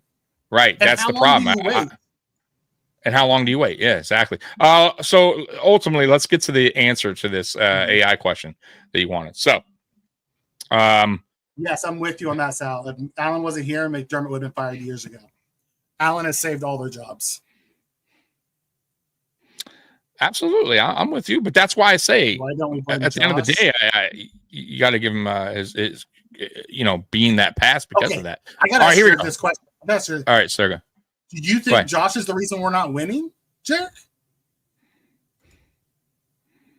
Why don't we blame when Josh? We've exited outside of the Bengals game when Josh didn't play well. That's the only game that he didn't play well that we've exited in this contender window. I would say 2020 as well. I didn't think he played that great either. However, that was a early on in his career development. We weren't really in the. We weren't ready yet. No, I get it. But ultimately, at the end of the day, Josh Allen has done way more and gone and played excellent pretty much in the playoffs. Done everything he can to get this team a win. And and I'll say it again. I think it is unfair a lot of the times for when we talk about certain players. We go, he can't get the job done. This quarterback can't. He can't win. He can't. It's a team sport, man. It takes it. The coaches got to do their job, right? The punter, the field goal kicker, the offensive lineman, the defensive lineman. Bro, it's not as simple as going, oh, Josh Allen, he can't get the job done. That's not the case. Every season, yeah. If he got in the playoffs and choked every year, I go, yeah, you know what? Maybe the lights are too bright. Exactly. Doing just dumb shit. I would say, yeah, but the dude has been money. No, my point has been, I get what your point was. I just want to make sure, when Josh had the ball late and he didn't deliver. Yeah, we don't blame him. He didn't deliver. He threw the ball to him, Jared. Yeah, you can't. He got the ball off. right. You can't touch the ball for them. Correct. Are you mad because that 1 year he didn't throw it underneath and he went for Shakir and he got hit as he was thrown because Dawkins got pushed back into him and you say he didn't deliver? Like I don't understand the Josh thing. Also, too, I want to say this too. When we talk about and I said it going into the playoffs last year, Jared. Like someone got tricked? Yeah, he had the wrong protection. It don't matter. Still got the ball. Yeah, still got the ball off. Here's the deal. If we have to expect Allen to be perfect in every playoff performance, then this is not a Super Bowl team. That's just the facts. Because look, and I said it last year, and I meant it when I said it last year because I didn't trust the defense. The offense had to be perfect, and guess what? It wasn't perfect against the Chiefs, and we lost that game. And I don't think it's fair when we go ahead and say, "Well, Josh Allen, man, boy, he could have made that one play." Of course, he could have, but goddamn, so the defense could have made stops too. Kincaid could have made a catch. This guy could have made a catch. This offensive lineman could have blocked better. Right? Joe Brady could have called James Cook's number more for running the ball. I mean, there's so much that goes into it. And I don't like the fact that we keep pointing the finger at one particular player and be like, oh, man. My point is it's a team. Derek, yeah, go ahead. I get where you're coming from, brother, but you're way off on this one. You're putting McDermott to be perfect and Josh to be perfect. Two different scenarios. You're all off base on this. Now, you can feel how you want to feel. We can agree to disagree on this. I'm not asking McDermott to be perfect. I don't think the last two playoff losses have been on McDermott. I really don't. But he's a defensive head coach who's giving up 33 points a game in our losses. That's a problem. Correct. And if you want to put that on the players, put that on the players. You want to put that on Beane because he didn't draft enough backups because guys got hurt, that's fine. But when we were fully healthy, we still lost. Correct. And it's an ongoing thing, Jared. I think that's my biggest problem with McDermott, to be honest with you, is we're in year 9 and we're still trying to figure out the defense. And with a defensive minded head coach, and by the way, if this was offensive minded head coach, this is Ben Johnson, and we're here year 5, we're having offense problems, right? We can't score in the playoffs. We'd be saying the same thing. We have an offensive minded head coach who's scoring 10 points in the playoffs. Like, we need to see a change from McDermott, especially with this defense. We need to see, when will the defense when we've been saying this, when will the defense actually make up for the offense one game in the playoffs and go, you know what, we got your back this time? You know what I mean? It hasn't happened yet.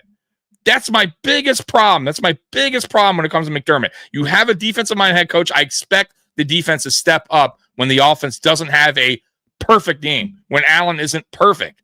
And they haven't done it yet. I have never seen the defense really step up. Maybe one game, maybe Baltimore, the 1 year, not last year because they almost gave it up, but the 1 year I thought the defense played very well against Baltimore, the New England game. But outside of that, Mikey, it's been bad. It's been bad. They let us down a lot more than the offense has.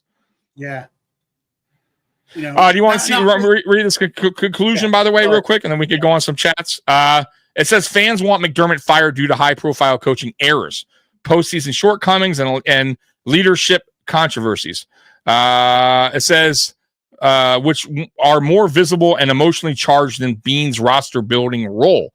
Beane escaped similar criticism because of his successful draft picks, creating cap management and the perception that he's provided McDermott with a competitive roster, including players like Josh Allen and recently Joey Bosa.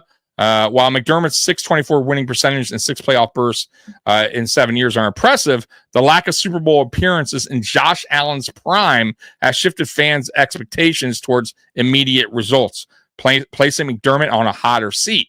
Beane's long-term vision, backed by ownership and a strong track record, shields him from the same level of fan backlash. So that's what they say. I don't know if you agree with that or not, but that's what they say. I mean, that's kind of what it's been. That's why, Jarek. There's your answer from AI. Now, I don't know if I fully agree that Beane doesn't deserve some of the blame for it because Beane didn't get. They put too much faith. Like taking Elam, bad move. I get it. Yep. Bad move. And then they just got to double down on that shit. Yeah, I'm with you. But name a GM that hasn't made a mistake. It's a fantastic conversation, Jarek. Yeah. We just went for like 15 minutes on the topic, and everyone had a different take on it. And it's great. That you brought. Yeah, I would love it. It is because you know why? One day we're going to have that real conversation because it might happen one day. Hopefully, maybe if we can't get to a Super Bowl, there's going to have to be that day, right, Mikey? Somebody has to be let go. And I think they're both going to be let go because this goes back to Tommy's point. At some point, Beane's going to have to push the chips in the middle. Mm-hmm. So do you want to give them equal blame? Okay. Everyone can place their blame how they want. I don't know if it's fully equal because I think we've been talented enough because I've watched the Chiefs go in banged up and still find a way to win because of the coaching staff. Yep. You know what I mean? I've watched the Eagles be banged up, go in, and still win because of the coaching staff. Shit, I watched. They went and went the backup quarterback, won a Super Bowl. Yeah, I watched freaking Detroit do that last year. They had like 19 guys on injured reserve last year and still find a way to get into the playoffs. Still won games. Yep. So, I mean, it's a fantastic conversation and case study. My take is they're tied together. If one goes, the other one goes. I don't know. But I don't think either one of them's ever gonna go. I think the Eagles have with them, and as long as Josh is here, they're here. So at least for the 2026. I think if it goes longer than that, I think unless Josh walks in and tells them, unless they have a really bad season with Josh healthy, or if Josh walks in and says we need to make a change, that's the only way it's happening. Well, you know what though? Body language. He may not have to say it. Eventually, players, and if your top guys, let's say he's talking to the media different, right? Or he's acting a little different. He may not even have to say it, right? People will read through that, you know what I mean? And because I don't see Josh, I'll be honest with you, I don't see Josh doing that. Almost like throwing him under the bus. So I think it would be more of a ownership looking at his, looking at his body language or seeing how his interviews are going after another exit out of the playoffs and ultimately go, you know what?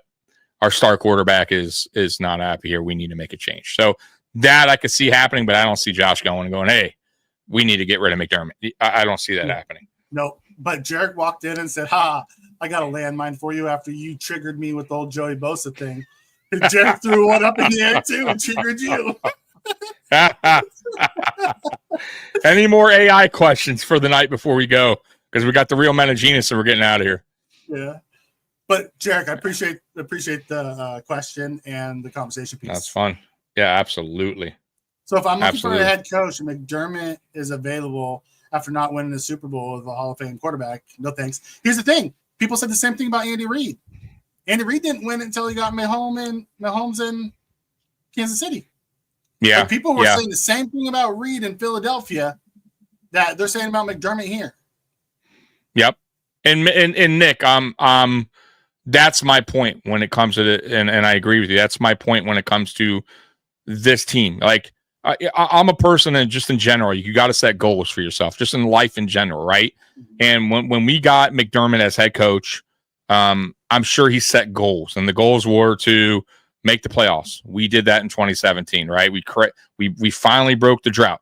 What was the next goal? The realistic. By the way, every goal is realistic. You got to start somewhere. The next goal was what? Right? To win the division. And we did that. And the next goal after that was to make the playoffs as a higher seed. We did that. We kept doing that. And we have yet to win the AFC, which is still a goal. And ultimately, the goal is to get to the Super Bowl and win a Super Bowl. And fans shouldn't just be okay with just being a good team, making it to the playoffs and exiting. I want more. And my goals are higher than that now because they should be, because I've already passed the goals that this team was expected to get, and I give McDermott his due and his credit for completing those goals.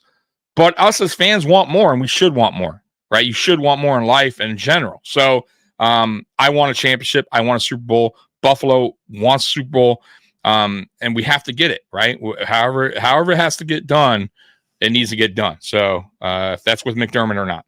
John, I don't agree with this. It's not really. He didn't start with an elite QB. He got us into the playoffs with Tyrod Taylor and Nate Peterman. Yeah, and then he drafted, a quarterback and then built the quarterback up. So I wouldn't say he started with an elite quarterback because Josh wasn't elite until year 3. He started. Josh really wasn't. Really? Yeah, 2020. Really? Yeah, year 3, you started to see that growth. Year 4. He was really good.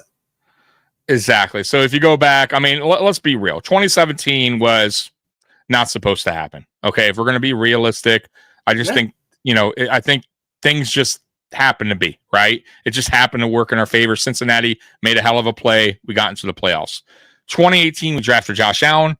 We all knew Josh Allen needed work. They knew it. Everybody knew it. We didn't get to the playoffs 2018. We got to the playoffs 2019. You started seeing Josh Allen's growth. 2020 is where Josh Allen really took that step. And then the rest is history, right? Josh Allen's gotten better and better and better each season. But no, like McDermott did not come here and get a Patrick Mahomes, let's say, right out the gate, ready to go year 2, making Super Bowl. It just wasn't, Allen needed some work. And the team also needed players to we needed to build around Josh Allen. This team was not built in the first couple years. It took a while for them to build around Allen. So, so McDermott wasn't inherited a great team, right? Great, awesome quarterback from day one. Not only that, but as Jarek says, people just don't realize how good the coach. I think he's a really good coach, but at some point the message goes stale and you have to make a change. My biggest concern is he becomes Marvin Lewis, who had a really good teams in Cincinnati and they never could get over the hump and they never made a change until, I don't want Josh to go through his entire prime, not get a Super Bowl, and then let's go back saying, what if? What if we would have made that change? Because McDermott never got us over the hump. Whether it's McDermott's fault or the player's fault or whoever's fault it is, if you keep doing the same thing over and over and over, expecting a different result and it never comes, it's definition of insanity, dude. Like, what are we talking about? Exactly. I'm not. I don't know if I'm on the fence with that statement. Yeah, I'll be honest with you. I don't think he's that great of a coach. He's a good coach, dude. He is. He's a good coach. I think he's good. I don't think he's great. You don't win as much as he does without being a good coach. I get it, but you also got Josh. I mean, listen, I think he's a good coach. I don't feel he's great. I feel he's been out-coached by the better ones when it matters the most. And that's Like, why he you falls put in the Josh category of with good. McVay, you put Josh with, Shanahan, you put Josh with, any of those offensive-minded guys, I think you see Josh out holding the Lombardi. Josh is saddled with the defensive head coach whose defense is failing. Now, Sal, the reason why I used that comparison is because Andy Reid's offenses were getting trashed those years, like outside of the T.O. year and the McNabb years. The fans were mad because the offense is what failed them. Their defense was good and the offense failed them. So that's why I use that as a comparison. They're two different sides of the ball, but right now, what's failing the Bills is McDermott's side of the ball, the defense. Yeah. But listen, at the end of the day, Jarek and anyone that's kind of rocking with McDermott, here's my problem. When we as Bills fans years from now look back at the Allen era, if we don't get it done, meaning we don't win a Super Bowl, what are you going to remember in this era? What changes would you have made? And I'm telling you, the right decision, the right change would have been changing the coach at some point in the Allen era. And then it's like, okay, that's what I'm saying. But I'm saying if he doesn't, if we look back in time, back to the what if. What if we would have made the change? Exactly. So, and I don't want that. You get what I mean? Like, I'd rather at least try. Josh an offensive guy. Exactly. I would have at least rather go, hey, we let McDermott go after year 11, and we at least tried with so and so. You get what I mean? I would have at least go, hey, at least they tried to bring in an offensive-minded head coach. It still didn't work out. And some guys, I hate to say it, sometimes it works out that way. The Buffalo Bills went to 4 straight Super Bowls and didn't win any. So Dan Marino doesn't have any championships. So there's awesome players, Hall of Fame players in every sport that unfortunately didn't get a ring. And I just hope that doesn't happen to Allen. That's all. It's been said that if we fire him and he doesn't win, what? It's a 50-50. What's the difference? You can do it either way. So right. I don't know. But I'd rather them roll the dice and go, fuck it. Just want to win it. I don't care who's the head coach. Just get the man a ring. Right. But how much of a step back you really take? We haven't even gone to the Super Bowl yet. There's not really. I feel like no matter what, we're not going to get some bummy head coach. Do you really think? I'm being honest here, Mikey. You really think they would just hire some bum ass head coach to come in and replace McDermott? That's not going to happen. If they are willing to, I'm just saying, if they're willing to finally part ways with McDermott, whenever they are, that's a big decision, right? And one that you said is going to be really tough for Big Bills to make. They're going to damn sure they're going to know there's somebody out there they want that can replace him and do a good job, either the same or better. They're not going to just fire him to fire him. You get what I'm saying? Tell Sabres fans that we're not the Sabres, and owned it's by a different the sport. Same guy who's making the decisions. It's not the it's a totally different sport. I don't give a fuck about hockey. Right? I'm talking about this team. I'm talking about this fucking team here. Rex Ryan. That guy hired Rex Ryan. Yeah, and he also dumped him after a couple years and hired this guy who's done a better job, right? So let's say he's stuck with Rex Ryan. That would have been a terrible mistake. Even if Rex Ryan got Allen, he made the playoffs. Maybe he wasn't the right. What if, hypothetically, Rex Ryan's our head coach still, and we're making the playoffs because we have Josh Allen? Would you want Rex Ryan fired? No. Yeah, I want them all fired. Okay, so what the fuck? Same shit. I just want to win. I don't care how. I'm with you, but eventually you have to make a change. Obviously, they don't because they haven't. You just can't keep doing the same thing, guys. They're going to.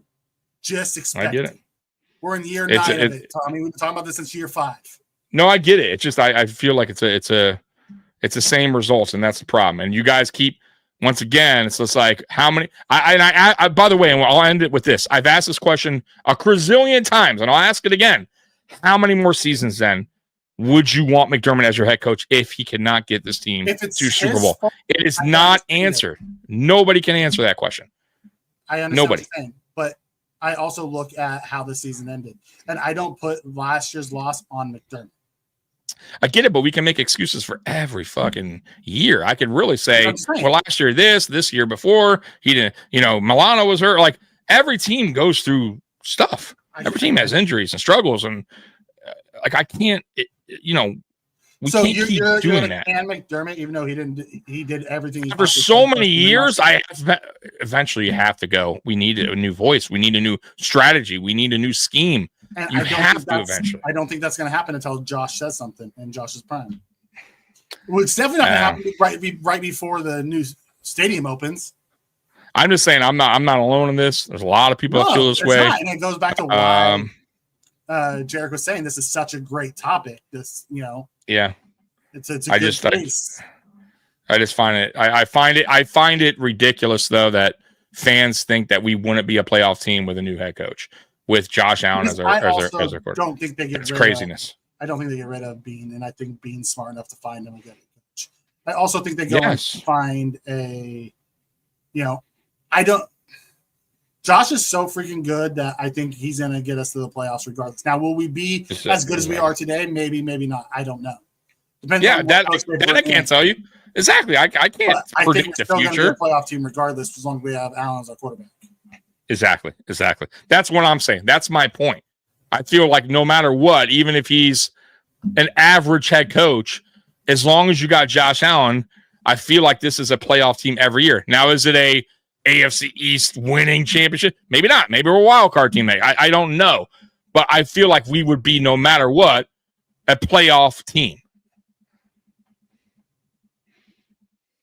Yeah, I will give you that. Gula on the football side, hire someone and lets them go out and do their thing.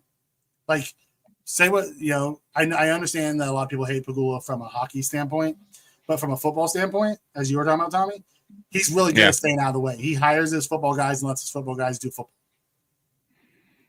Are you talking about Pagula? Yeah. Yeah. I'll give him that. Like he's putting trust in the guys he put in place and let them kind of run the steer the ship. Let's say. So that's what I say. I give him credit for that. But eventually, like I said, every owner has to make that tough decision in time where you have to move on from the guy that's leading the room. So that's all I'm saying. Anyways, let's get to the Real Men of Genius because we're 2 hours 10 minutes in and we're out of here. So we're gonna play the Real Men of Genius. Oh, go ahead. Fantastic night. Oh, dude, it was great. All right, guys. We do this every end of the show, Real Men of Genius. So tonight, which one am I going to play tonight? This one's a good one. Are you ready, Mikey? Yeah, I'm good. Let's do this. Let's do it. Real Men of Genius. Here we go. Bud Light presents Real Men of Genius. Real Men of Genius. Today we salute you, Mr. Cell Phone Holster Wearer. Mr. Cell Phone Holster Wearer. A 6-shooter? No. A 2-handed broadsword? No.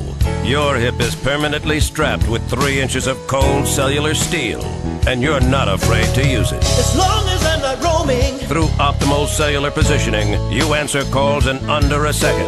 Anything over that, and you might as well be using smoke signals. Barbecue. Ignoring the fact that cell phones are now small enough to fit in your pocket, you tell the world, I have a cell phone, and it's not in my pocket. I'm just happy to see you. So crack open an ice cold Bud Light, oh hero of the holster, because on our speed dial, you'll always be number 1. Mr. Cell Phone Holster. Bud Light Beer, Anheuser-Busch, St. Louis, Missouri. Oh my God, do you remember roaming? Yes, back in the day. Yeah. There's still people that wear the holster, right? Yes. I see it all the time. I still get a chuckle. People still do. Yeah, I get a chuckle. I'm like, can you imagine how big that holster has to be to hold the new iPhone Pro Maxes? I do remember the rotary phone. Oh my God, dude. They're great. I love those, man.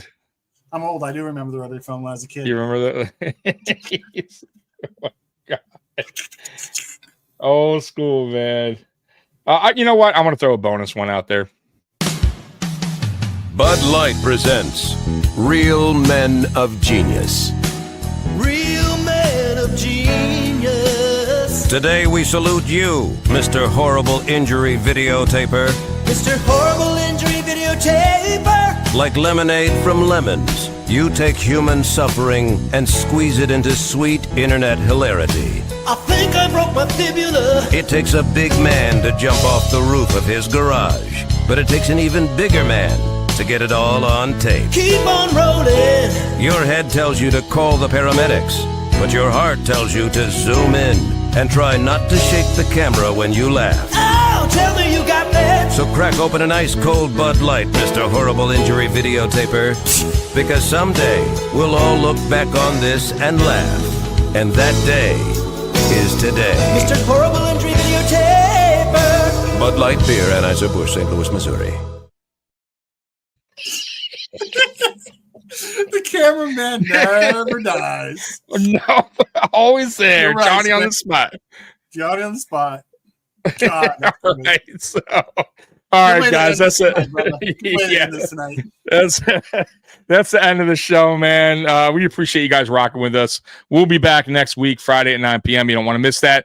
And I believe, Mikey, right around preseason, we're going to be on Mondays and Fridays. So a couple more weeks, we'll be going Mondays at 9 and Fridays at 9. You don't want to miss that either. So we appreciate you guys rocking with us. Bills Mafia, you guys rule. We appreciate that as always. Hit that like, subscribe, hit the notification bell. We're out of here. Go Bills. Peace. Go Bills.